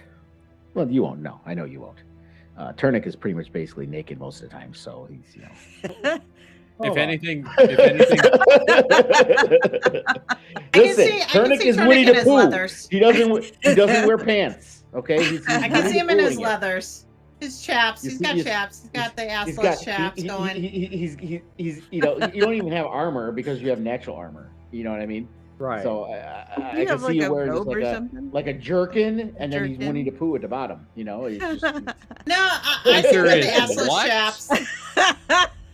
So his tail gets through just fine. I said he's Winnie the Poohing it at the bottom. Winnie the Pooh doesn't wear pants. that's not what I heard. There's Mickey Mouse who wears shorts. Then there's Winnie the Pooh who has shirt, and that's it. I don't know if that's canon. Yeah, it is. Spencer, what do you think? All the previous depictions definitely show pants, but I very possible. don't think so. Hold on. Don't believe Yeah, so. now we're gonna look at the pictures. We didn't see his picture. I feel like I've seen pants before.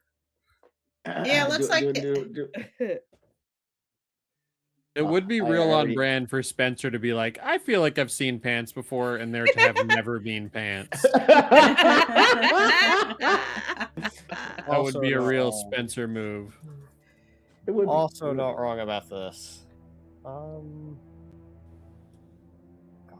No, guys, I've had pants on this whole time. I swear. The whole I time. swear I've had pants The on this whole whole time. time. They're Look assless down, no chaps. pants. Those count.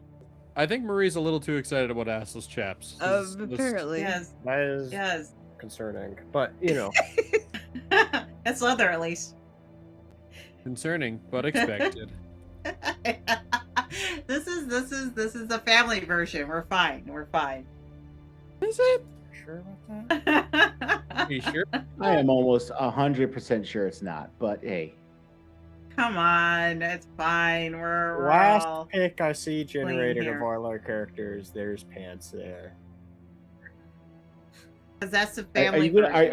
are you gonna make me like take time to I'm already doing to it, the don't last worry. depiction? Don't worry. Like when we're all standing there together. Last time, there's definitely not exposed legs. I don't know when the last solo picture was. God knows how long that was. Definitely was exposed legs. Definitely was exposed legs. 100%. He's even Still showing off a exposed little legs. thigh. Come on, I'm all about these my. chaplets. Come on, let's go. Goodness gracious. Great balls of fire.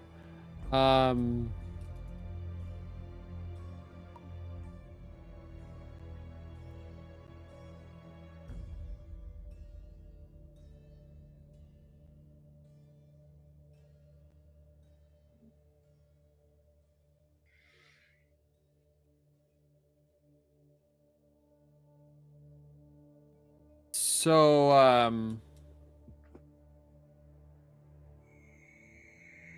pass. Castle pass. Yeah. Taking a short rest, Alright. and then we'll have a long rest on the boat. Yeah, I was Sorry, gonna say, now that Spencer said that, I'm like sitting here like I'm not at home, so I'm not trying to log on to my remote desktop to find it in my computer at home. But yeah, I know I had some images here somewhere on Forge. Lunga is out of spite using every mid-journey credit he These are has, the last two pictures that I just posted. Both of those show. And I have Discord closed on here to save resources, so I gotta go to my phone.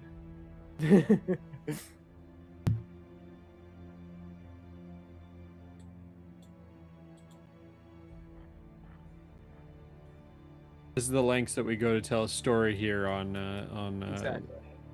CO6. Oh yeah, they are pants. You don't have to sound so disappointed about it. I I'm very disappointed. They're more like wrappings, but yeah, they're there's stuff there, yeah. Again, tail free though. I knew the tail was free, so I they're mean, well, chaplets. They're yeah, of assless. course. The tail is free. So is yours. They're You- assless. Hope never there. mentioned this, but you know, as a tiefling, you have a tail too, right? You have it's like a devil tail. My horns are my best asset. Okay, my horns. It's all about the horns. Tails are nice, though. You're just horny. Hey, I got horns. What's at the end of the dragon's tail? Just curious. A point. What does that look like? A point. Because I It feel doesn't like have like it doesn't have like spikes or. It's Oh, just, yeah. Harmony's been reading Fourth Wing. Yeah. a while ago. That was at least 6 months ago. I'm currently reading Fourth Wing, so Okay. Iron Flame, but It's so good. Right now I'm in Dungeon Crawler Land, waiting for the next release. So I go back and forth between the Butcher's Masquerade and then the Inevitable Ruin. nice. This Inevitable Ruin is so good, so funny. God damn it, Donut. That's what I say to Spencer all the time, word for word. I believe it. God damn it, Donut. Okay, so you guys spend some time there. God fucking damn it. The clock advances, and we get to around almost 7 p.m. And you hear it first. You hear the hum, the telltale hum, the of the airship overhead, and through the clouds you see the bottom of the keel as it starts to dip down. And he's still high, but low enough to where he's probably about I would say 75 feet off the ground. He kind of looks over the railing. Hello! Hello, Egorot. Have you ever ridden on an airship before? For the first time in your life, you see this giant orc gulp. We are to go on that. It's the most efficient, reliable way to get to where we need to go. Orcs traditionally have their feet firmly planted on the ground. But if that is how I must go to find the Dark Storm, then that is what I will do. You'll be just fine. Just a grunt. He's not happy about it, but he will do it.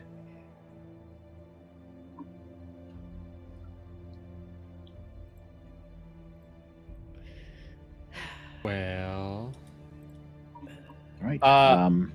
We'll say that.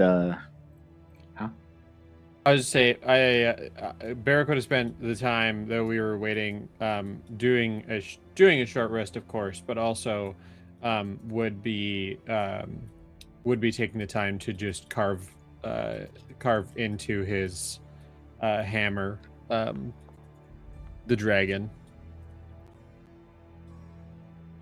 I will say you can carve it into, you can notch or carve it into the handle. Yeah. The head being a magical hammer. Yeah, I was gonna say the head being a magical hammer would require a little more than you.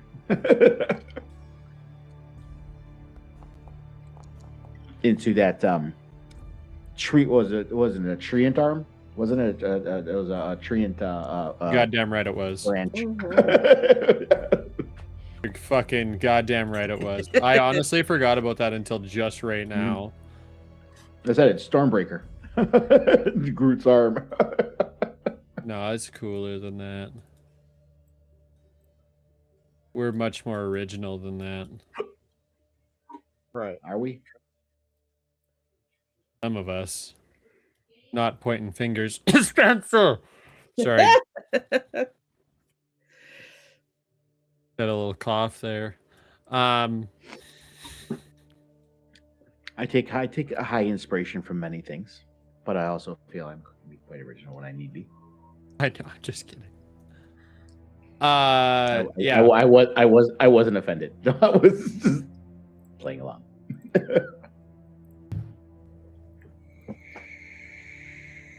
Alrighty. Yeah. So was there something else you're gonna say? No. Okay. So considering all the times he's picked you up, and before having to have pterodactyls fly off there, and then turnix flying you guys up there in this net, he looks down and he's like, wait right there, I have something new. And you see two bay doors open from off the keel, and you hear this chuk chuk chuk chuk chuk chuk chuk chuk chuk chuk chuk chuk chuk, and you see this cage come down to this very thick chain like an anchor would. And right before it goes to the ground, you see poof, it stops and then lowers slowly and lands. Nice upgrade.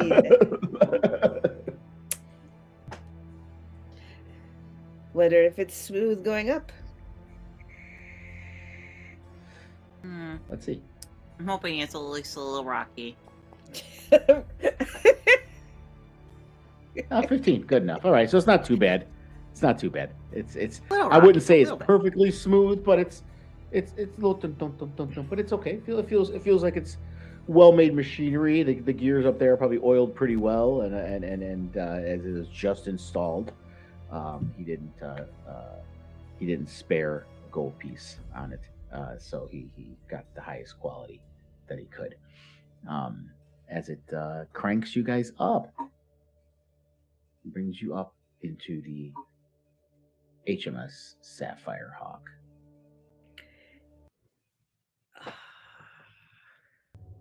Sapphire Hawk. Sapphire Hawk. And That's I what gotta they called figure me in out. college. I haven't figured out a song to use for this. Which one should I use? Let's see.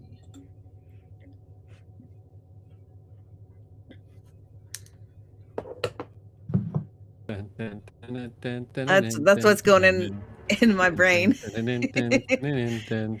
Yeah, Pirates of the Caribbean.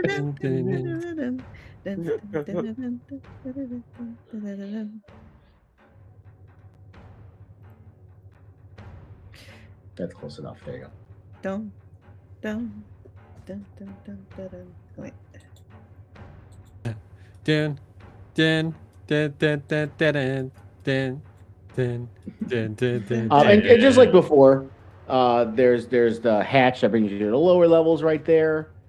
There's all these stairs here take you to that upper deck above Captain Phineas's quarters. That door goes into Captain Phineas' quarters. You do notice as you guys are up here that it has indeed been retrofitted. Its profile seems to be a lot sleeker. It's not as she wasn't as rotund in the middle as she was before. She has become more of an hourglass shape, and the engines have been brought in a little bit tighter to the what are the sides? There's aft and stern, which is front and back. Starboard and port. Port and starboard. That's the left and right side of the ship. So you see that those arcade engines are kind of closer to the starboard and port sides of the ship.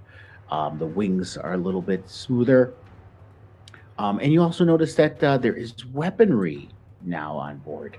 That on the starboard and port sides, you do see two ballistas there. There's also one at the keel, and up on this upper deck, there's mangrels which throw rocks, giant stones, mangonel. These that can toss stones. And he does have some crewmen aboard the ship now. These weapons, if you guys click on them, you went downstairs. I'm sorry.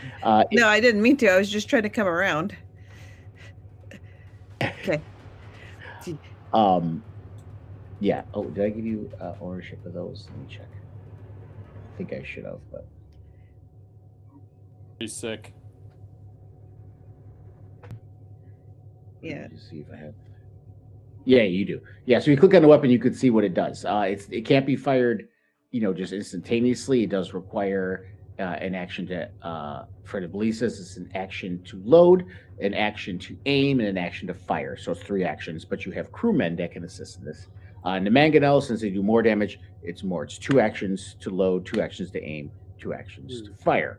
But you do have crewmen that can assist you. So if there's anything you need to do that requires this kind of stuff, there are those weapons aboard.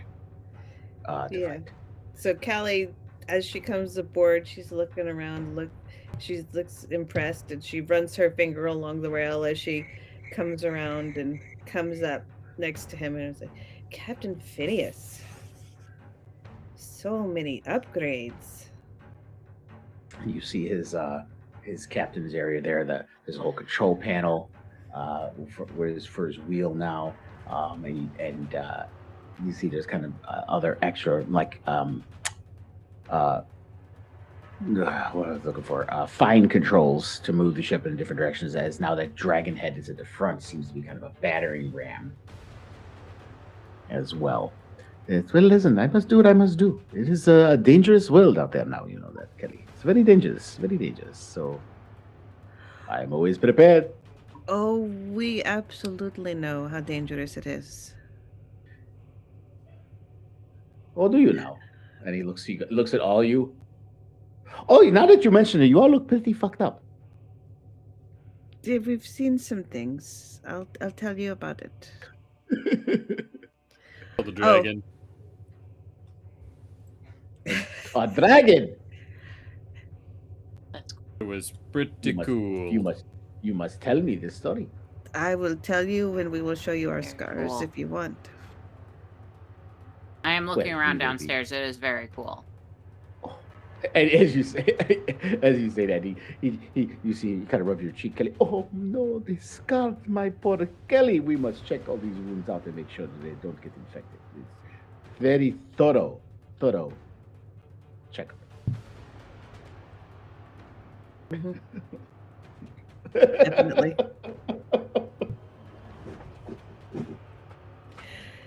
Have you seen action since we were parted?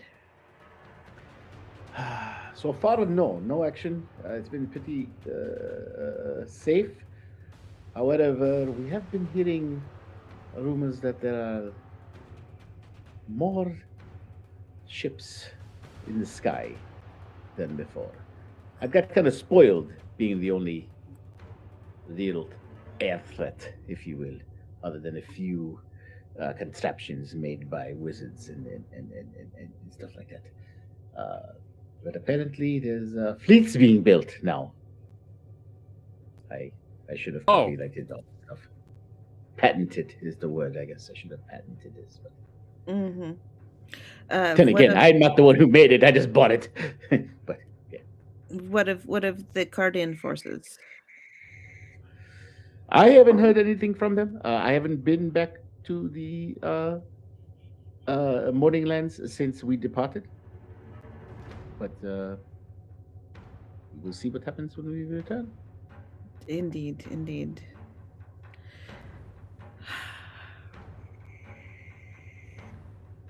Beric, should we check in with the Cardians when we arrive before we formulate our final plan? I think it would probably be wise. Make sure that everybody who's moving in the same direction as us is on the same page.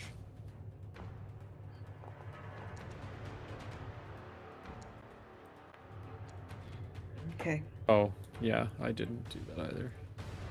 Me neither. Who knows? I mean, you don't even have to waste hit die, to be honest. It's Are we already good to just evening at this go on point. I mean, yeah, once you guys are done doing a little discussion here, you can Yeah. take a long rest. Turnip would have been exhausted and just asked, "Where can I sleep tonight?" Oh, downstairs, go below deck. There's you see there's hammocks hanging all below deck. Yeah, but there's room for everyone. Yeah, Hope's gonna go downstairs and look at her spell book and the potions, trying to see. She's gonna set the table over here, just kind of like get stuff and learn Yeah. some things. And Callie will introduce. Why I'm some sorry. stuff. Callie will introduce War Chief Ekarad to Captain Phineas Yeah, as well. and Captain Phineas. Well, we are friends with orcs now. I can't say I'm surprised, but hey, welcome aboard. He represents Ekarad. an extraordinary tribe of orcs. One never seen before. You only associate with extraordinary people, Kelly, so I'm not surprised. So you would know. Of course. And he flourishes at himself.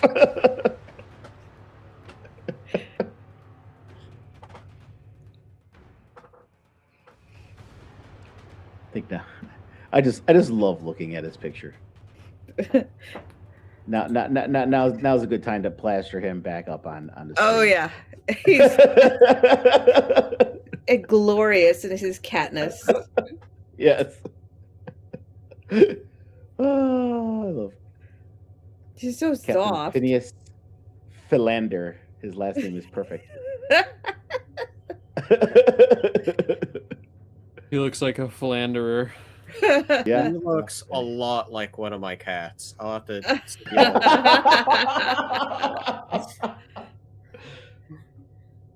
Spencer, you can't say that. He is so much better Let me than see if I can- Ferdinand. Let me see if I can find a picture. You know what's really funny? I'll show you. I took this picture this weekend when we were playing D&D because one of our party members went up to we were staying at this like resort place, and one of our characters went up to the tabaxi that was at the counter, who we met many times before, and he's just like a painfully oblivious fighter. And he's like, "Oh, I thought this was a resort. I didn't think that it was like a place for people to like put up their pets." And we're all like, "What?" Did you just say?" Yeah, and so this was the like one of my friends being like, "Shut the fuck up." He literally got up to put his hand over his like, stop it. It was very funny.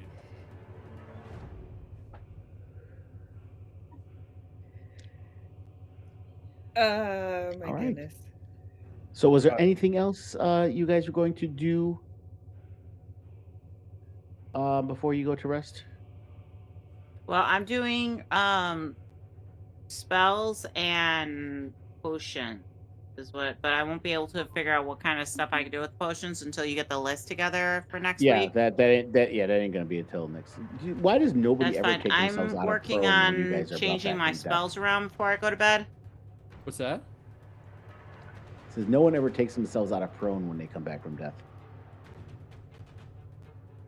Oh, you're right. Me too. Barracks prone, Hope is is prone. Again, it's not a big deal now, funnier. but if you go into combat doing that, you might be doing stuff at disadvantage if you're prone, especially Barracks. Yeah, I've been I got prone it. the whole time. Yeah, I know. We've just been carrying you, pretty Right. much. Yeah. Oh, I've just been army crawling the whole way. Yeah. Right. Exactly what I was thinking. Yeah.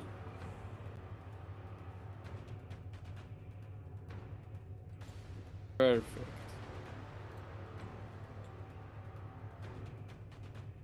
Now you see Phineas, Captain Philanderer. He pushes a couple dials on there. He's like, "Course is set." He grabs you by the hand. "Let us be off," as he starts to go towards his quarters. Why are you holding my hand? He's definitely not your hand. Oh, where did he go? Wait, He went into his quarters at the back of the boat. at the back The of the boat. doorway. Okay. Yeah. Okay, there you go. Yeah, I wasn't The paying aft. attention. You're going upstairs. You just went upstairs. No, I didn't. I'm still here. You're in the upper deck. Yeah. You got to go down the stairs again. Okay. And then go oh, into okay. the door. Oh, well, okay. Ha! Yeah, just don't go into the Oh. stairs. Yeah, clearly. He will shut the door. Okay. Barrick, are you sleeping up deck? Or are you going down? I'll find the nearest hammock. That's downstairs. So we'll bring you down. Oh, that's Actually- Whoa!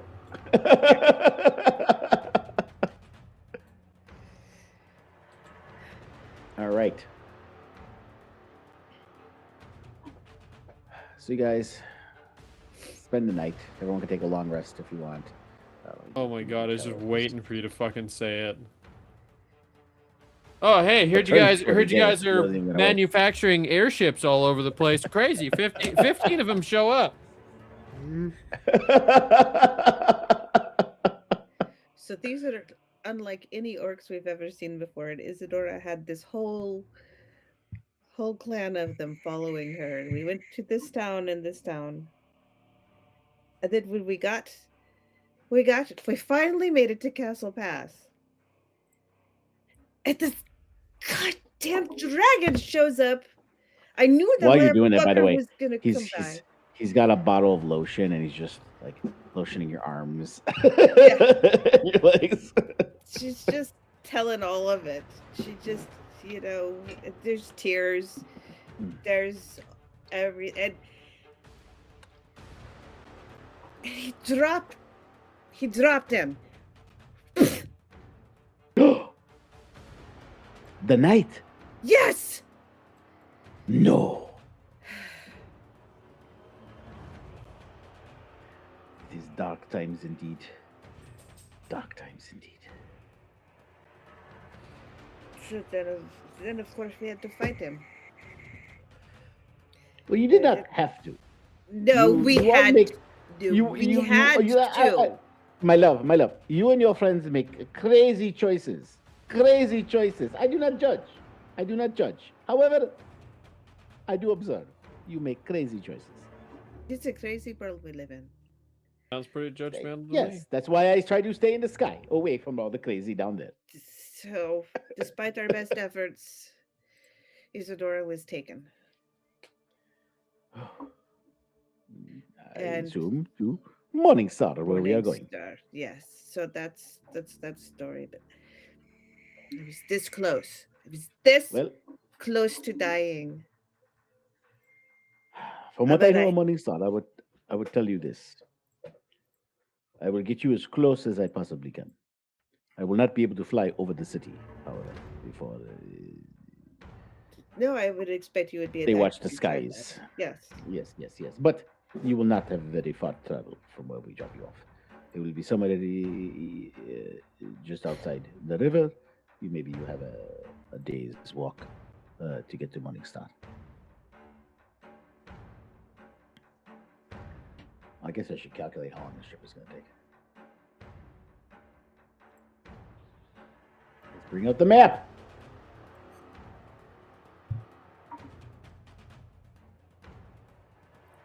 All right.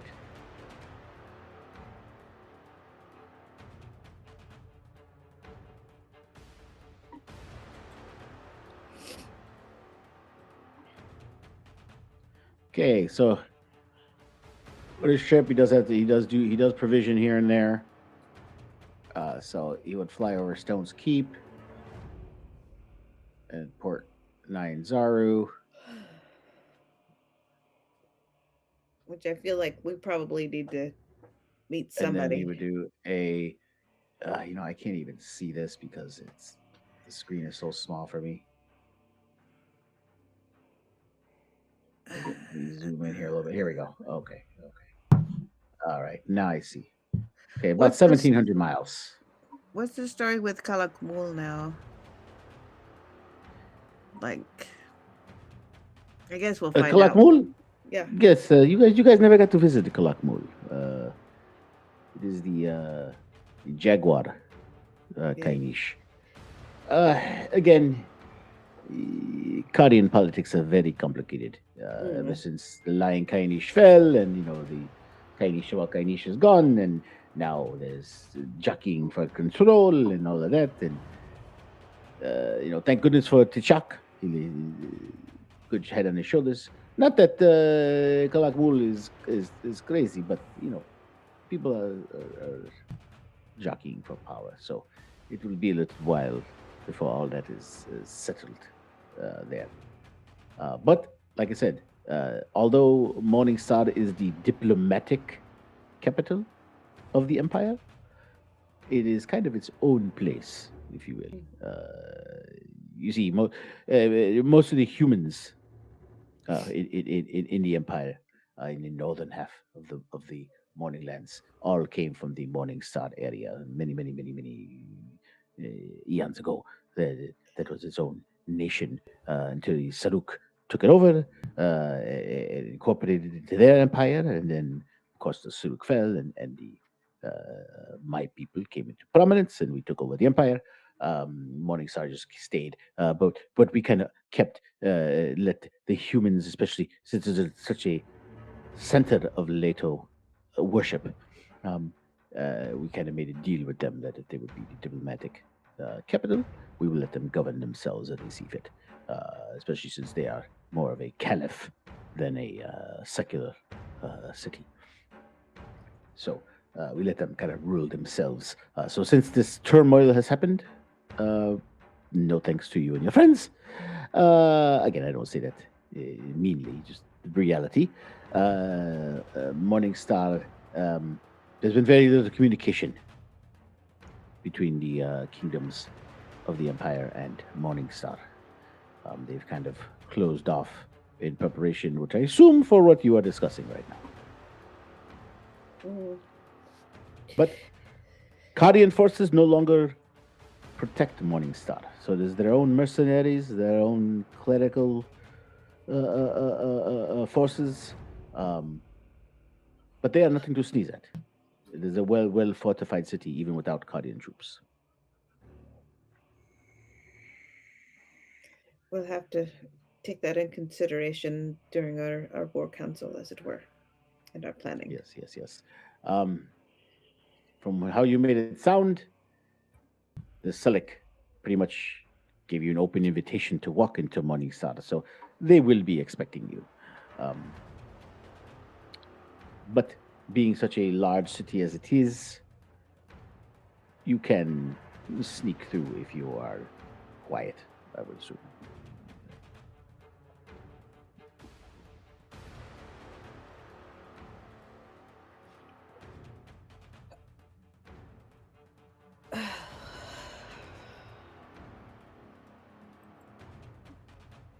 See here again.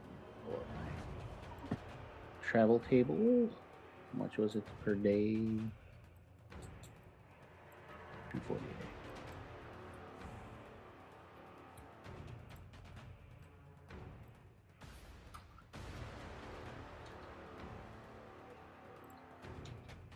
All right, so it's about a week. It would take a week to get to Morningstar.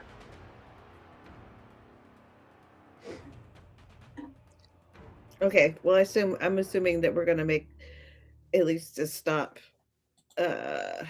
Oh yeah, like I said, he's At Port he's Nineharu, so yeah. Yeah. He's gonna do a quick, not like a stop at Stone Keep, but kind of a flyover, drop down, maybe get some more provisions, and then there'll be a layover. You know, might be, you could say technically it could be 8 days because there might be kind of a layover in Port Nirenzaru. You know, the crew wants a little free time every now and then. And Port Nirenzaru is the best place to do that. It's a good place. To go on shore, if you will, and you know, visit houses of ill repute if they want. Yeah, and then from Port Nirenzaru, you do a straight shot all the way to Morningstar. It is about a halfway mark, Port Nirenzaru, if you look at it, about halfway there. So yeah. Let's activate the ship again.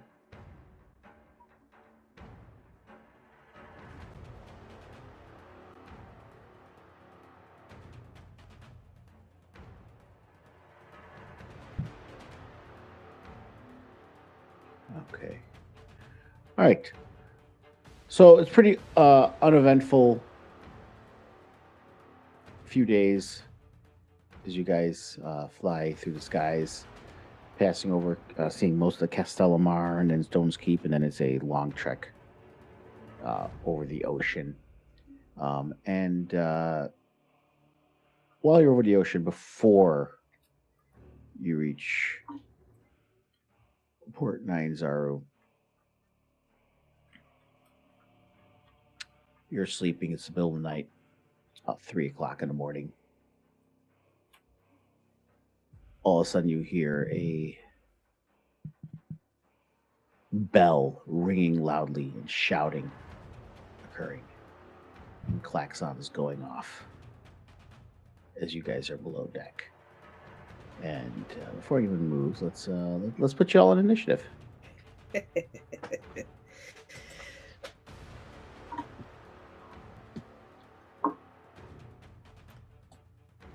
I will leave you where you're at, Kelly, because I'm presuming you're not slumming it with everyone else in the hammocks. You're going to be no. If there's opportunity in the feather bed for a nice bed, and then kitty snuggles every night.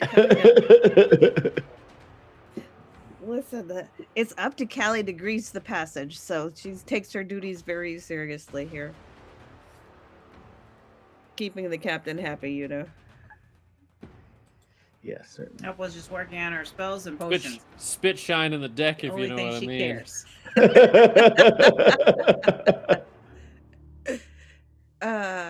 Is that what you call it? I guess. Jeez. Oh, okay. Nice middling number this time. Usually it's like 3. A good thing I I roll for picked the, Talos and Turnic. Oh, what happened? Oh, there it is. The ship disappeared for me for some reason. Oh, yeah. Radanami has like an advantage on her her her initiative rolls and like this whole ability that lets her switch with people. It's kind of a Yeah, nice, that's in my thing. game. Yeah. Our druid has that, and considering I'm the paladin, Yeah. and I'm not kidding you, 90% of my initiative rolls are single digits all the fucking time. I wow. just consistently roll in single digits, Yeah. and at least half of those times our druid has rolled high, and they've just like, I'm going to switch with Larrenville. I'm like, thank you, because I need that. Yeah. But I did get the Sunblade while we are now in the 7 hells with El Terrell That's down roll there. your initiative. Oh, sorry. Yeah, Turnic And and the- Talos the need to roll. The Sunblade is literally a D&D equivalent of a lightsaber. Wow. It's a hilt. Oh, cool. And when it you really activate fucking it, is. it comes up as a radiant blade. And then you can use a bonus action to deactivate it and make the radiant blade disappear. So Wow. it's That's a awesome. lightsaber. Yeah, I've been enjoying my Sunday morning playing a druid. She's Circle of the Moon druid. She's a little half elf swamp girl. Yeah. Oh, So I moved 15 feet to go up above deck from where I was in bed. well, What do I see? Well, hold on. You can't move yet because the big First. encounter hasn't begun, Oh. and I haven't added what the threat is yet. So Oh yeah, also our orc man is not there. He's not in initiative. yes, he is. For that matter, You just don't see him yet because Yeah, I haven't. that's because he's fine. Not. yeah, that's cool. I'll shut up But now. he is in the initiative. Don't have to. It's fine. Take off my glasses and squint at y'all.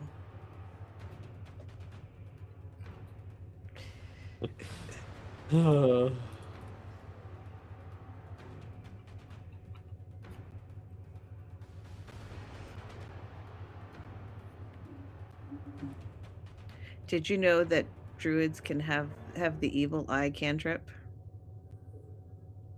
I did know that actually. It's so freaking cool.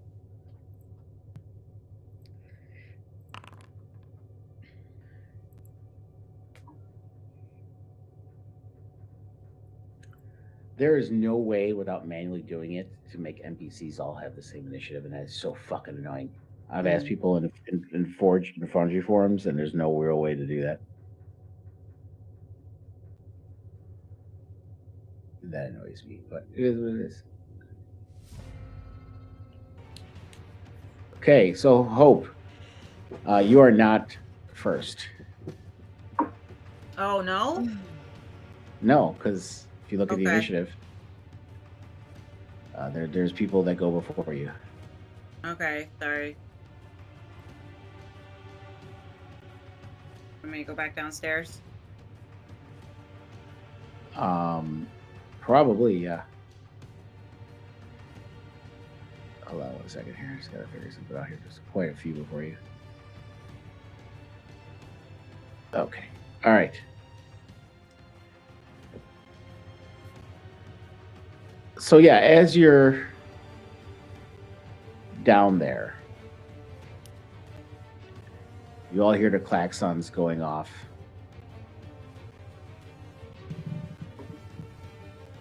And you start hearing a thump, thump, thump as the ship starts to shake.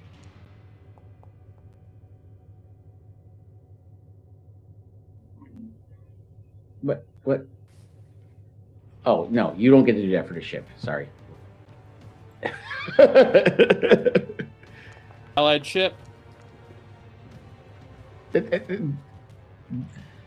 Does it say anything that it can work against a ship? I don't think Allied so. I think it ships? has it says allied ships in the description. Yep. Are you serious? No, it fucking doesn't, Lunka. I'm not even looking at it. I don't care. You were about to make me go look. I'm like, are you fucking serious right now? There's no way it says that. Yes, it does not work against the ships. But yeah, you hear and pretty much like right where in the lower down here, you see the head of a giant ballista missile poke through the side of the ship.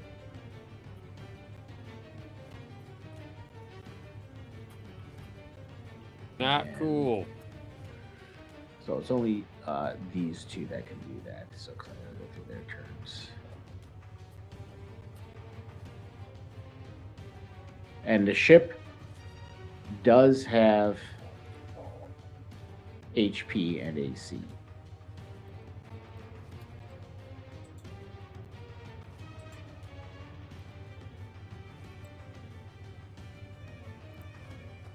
You hear another one shoot out. The whole ship shakes in the sky. You hear shouting from above. Callie, before the first one hits, you already felt the covers fly off, and Captain Phineas is out of the room already. As your eyes just open, and hear what's happening around you. And that will be all of their turns. So I will use all of their turns up, and then go to Hope.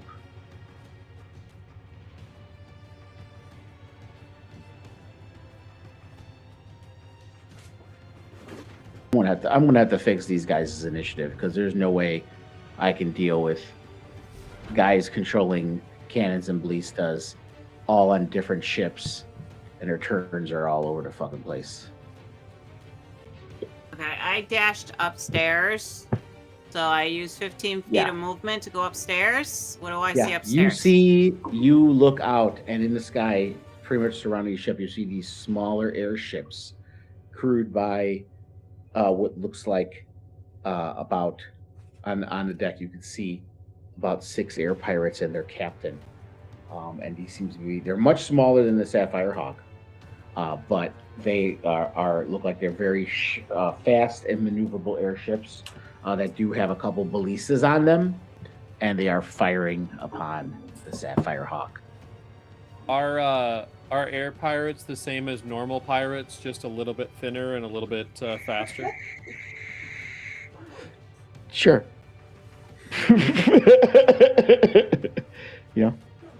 They're the low calorie pirates. I appreciate that Harmony got the joke, because Harmony would be the one that would get that joke. Okay, see, when you said that, the first thing I thought about is like the thin chips that they sell. No, I was saying like the MacBook thin Air. crisps. Oh, gotcha, MacBook Air. Yeah, I'm not a MacBook, All right, so that how is not far where my are mind went. these? How far are these ships from us? Whatever your ruler says, that's how far they are. Okay. Do your distance ruler, and you can see how far they are. All right. Like 50 feet from me, where I'm at right now. So. And I will say that they are about, I'm not doing elevations because you are in the sky, but they are pretty much like, say, about the same elevation as the Sapphire Hawk. Okay, I'm going to target one of these ships, and I'm going to use my 7th level spell and do a firestorm. Oh, shit! Holy fuck! Okay, if you're targeting the ship, when you hover over it, there's a big square in the center of the ship. Yeah, that's what I did. I'm on the big square. That's the target to ship. Yep. Yeah, I'm targeting the ship itself. Now, does Firestorm have a template? Because if it does, you'll be able to. It'll hit the pirates too and stuff like that. But yeah, it does. Sometimes I forget about the spells you motherfuckers have. Okay, I put the template down. Yeah, I don't see it, but all right. The template down. Oh, now I see it. Yeah. Okay. Why is it still having me give the template? I don't know. I see the template. I don't want to put the template there. How do I undo something I did by accident? Why does it keep telling me to put a template down? I don't know. I can't see what you see. Usually when I'm there, I can figure it out, but I'm not there. So I can't see. All right. It didn't prompt you to attack or anything or to cast? No. No, it's just giving me the template. That's it. I mean, oh, there it goes. I saw an explosion, Yeah. but nothing happened. Oh, yeah, you just added a template to the Sapphire Hawk. Wow, there's like, I deleted like 7 templates here. That's And that. there's another, It wouldn't let me. oh my God, there's 2 more on the other ship. I couldn't. I was trying. I was trying to get rid of them. That Holy wouldn't let me fuck. do anything. They're everywhere. Okay, hold on. Well, yeah, okay, but yeah, but don't just keep putting more templates down because that's not gonna help. I wasn't Let me trying. take a look at the spell. Make sure this spell. I gotcha. Let me just take a look at the spell and see what's going on with it.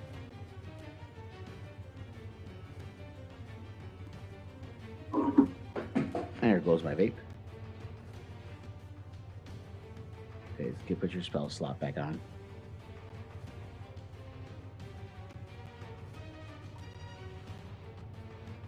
I didn't do. I didn't roll a damage because I'm like, this is not working. I'm not gonna roll a damage because it's just gonna cause an issue. Let me try casting it and see what happens. And it was the one in the top, in the top right corner, right? Yeah. Yes, that's what I'm aiming for. Okay, and what you were going to do at a 7th level? It's some level spell. Yep, So, cast spell. Firestorm. I was trying to get like the ship and the 2 top guys that were the ones that fit into the template. Or the 2 at where the Oh, okay. If you read the spell, babe, that's why. Now I know why. Read the spell. Okay. It says the area of the storm consists up to 10 10-foot cubes, which you can arrange as you wish. Oh, I have to put 10 Each of them. cube That's why. must have at least one face adjacent. So you got to put 10 of them next to each other. So I'll just scatter them all over this ship because they all got to be touching each other anyway. You see where I'm placing them? Yeah. Yeah. This is insane. It's like nine already covered a ship, so it's not like we even need the 10th one, but there we go.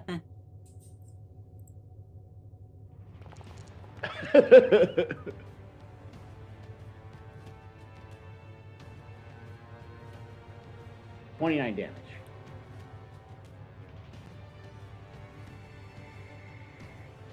And they got to do saving throws. The wasps fail the saving throw. Yeah. So your screams and shouts coming from that ship. You see the ship. The parts of it are on fire, and you see guys leaving their stations trying to put it out. And I just realized I did not add the hit points to the ship. Because when I imported it, this is the thing with fucking DDB. I asked the guy who designed it, like, it didn't import HP.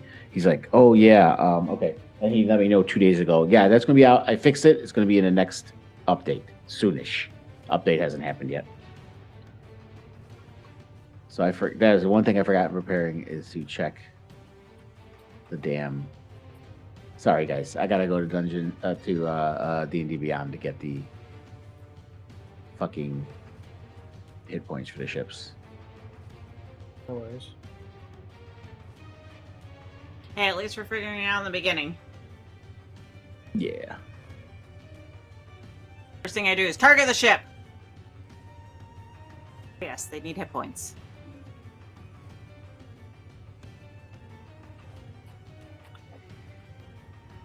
Leave it to Hope being like, I'm gonna take out a whole ship. Fuck it. Yeah, pretty much. Well, from looking at the damage, I can tell you didn't take out the ship, but you did cause damage to it. But the thing is that it's 29 for each of those squares.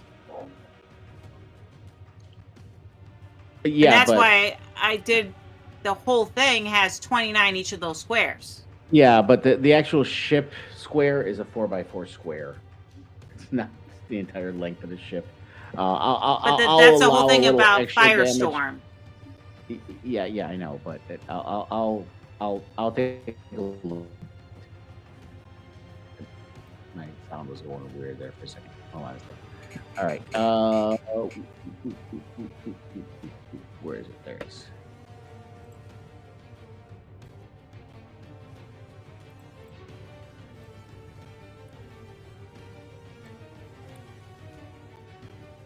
Okay.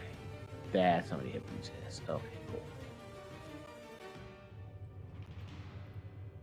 I mean, for a 7th level spell, 29 times to hit it 7 times, 9 times. You don't have to keep campaigning. It's not. If you look at the width of the ship, it's 80 foot long, 20 foot wide. So you only could fit basically 10 squares.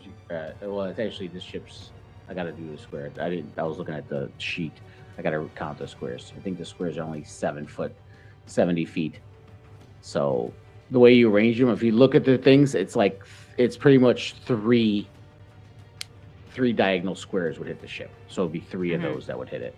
Okay. All right, just give me a second here. Let me get these hit points set on this thing.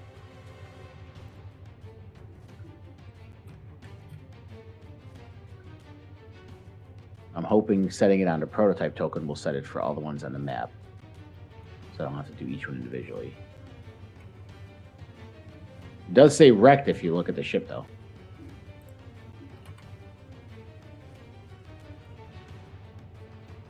So why is its sheet not opening up? Come on! Okay, did add it to that one.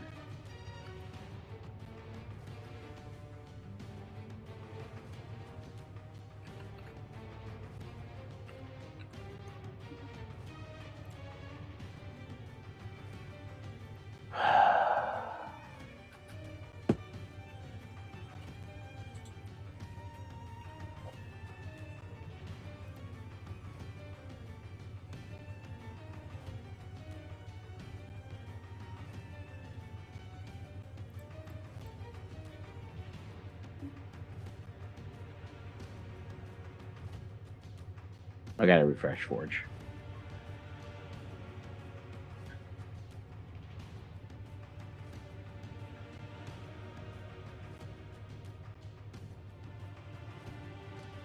It wouldn't let me open up a cheat to make sure it's hit points rating or just hit points.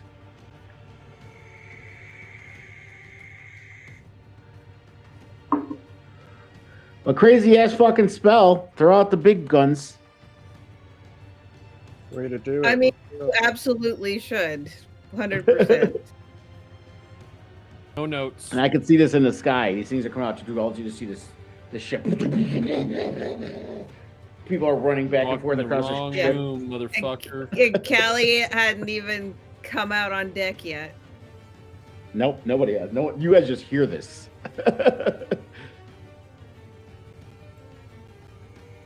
And I just come up the stairs and I'm like, yes, Firestorm.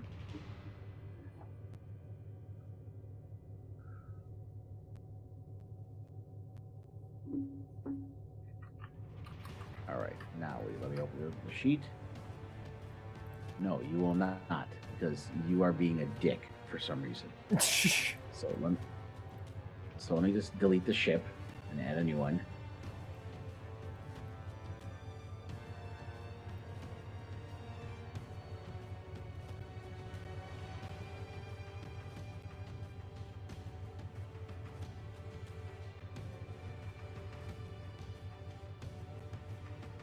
All right. So let's take a look at the damage you did here.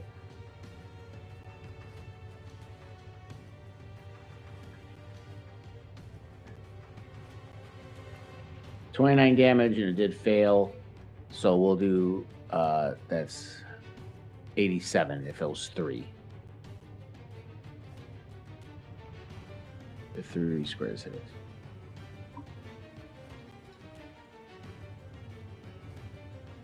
So it's actually scratched, not wrecked.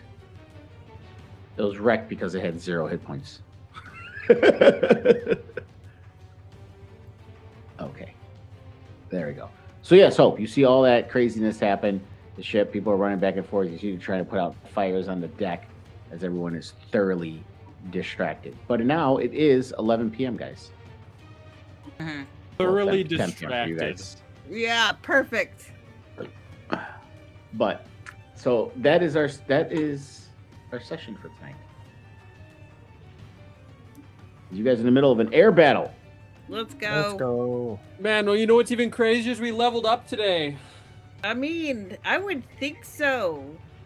I mean, Barrick leveled up. You know, he has a shiny side. We killed Sparkly side. an ancient I died dragon, for you, Lunga. Lunga. How is that not a milestone? While I appreciate it, I would argue y'all haven't died enough. Wow. Wow. That's how you really feel. That is the first revivify of the entire campaign. So, well, no. Well, I guess if you count Hope be getting divine intervention from the DM when they were Yeah. level 4 and she first started playing, but that doesn't count. Well, also, she divine intervention getting Turnic back. Yeah. Also, Talos Duminos. fully died, and he had a whole Oh, thing yeah. with his. We've all died. No, Well, he wasn't no, not revivified. Callie. Callie hasn't really died yet. Callie's come close, but she hasn't. Callie, get on it. We need these levels. I've tried. Did you have to You tried to die? Turnip? I You have did tried. actually. I will I give you tried to that. die. Yes. I will absolutely give you that. You have done your fair share of trying. Or coming close to when she blew herself up. Listen, that was an accident. No, that was Hope's fault. Is that what you call it? I wasn't even in the room. She blew herself up all on her own. Because did. she had a god telling her to grab shiny shit. She did. I can That's true. testify for that. 100%. She had a god telling her to grab everything shiny. What's the worst that could happen? You could blow yourself up. With literally a necklace of fireball spells. you know. Fireballs. I mean, fireball is not an indoor spell, Kali. Especially not in an underground temple with no windows. Blew her shit up. Underground Matter of tomb, I should say. perspective. That was amazing. All right. Oh yeah, So no, that's I all we have? actually, I did stick my head in the mouth of a thing and got chomped down on too. I've Yeah, forgotten yeah. about that. But again, none of those were deaths. Those were near deaths. I know, but to say that yes, And I was not in the room. he has tried a few times, but And no, even with how many times we say Talos died in Omu, he almost died like 8 times because he never failed all 3 death saving throws. Listen, Callie was 100% all in. She was gonna get that dragon if it killed her. 100%. No, it was poetic. It was poetic, Yeah. and I was so glad that the dice and the game just had it land not only on you, Yeah. but with the dragon with barely any hit points, and you with only 3. I know. And the dragon's turn coming next. It's All right. surpri- Well, yeah. And the only one up was Turnic. I think he It's- only had like 20 hit points or something. I I think. or know, something but like he that. did such a good job. But it took me so by surprise. Oh no, that you he had was- more because you turned into Yeah. the elemental. Right. Both. Yeah. Yeah, but It's the last resort. I could not believe that he was offering. He was offering to kidnap me and make me his queen. I was like, "What the fuck is that? Yep. No!" Well, not really queen, more of a trophy wife. Maybe so. He's a dragon. You be part of his horde. That's Yeah, pretty much. It was just really weird. It was could have been just- interesting. Could have been interesting. You No. never know. Again, no. It was more. It was more Yeah, about. try once at least. It wasn't. It wasn't. Sexual. It was more of a Subservience. subservience, but it was more of just a supreme ego that I destroyed your city, and now Yeah. I'll take you. Yeah. That kind of that kind of deal. But yeah, so let's say goodbye to the stream. Thank you guys for joining us, and until next time, Bye. so say we all. I'm back. And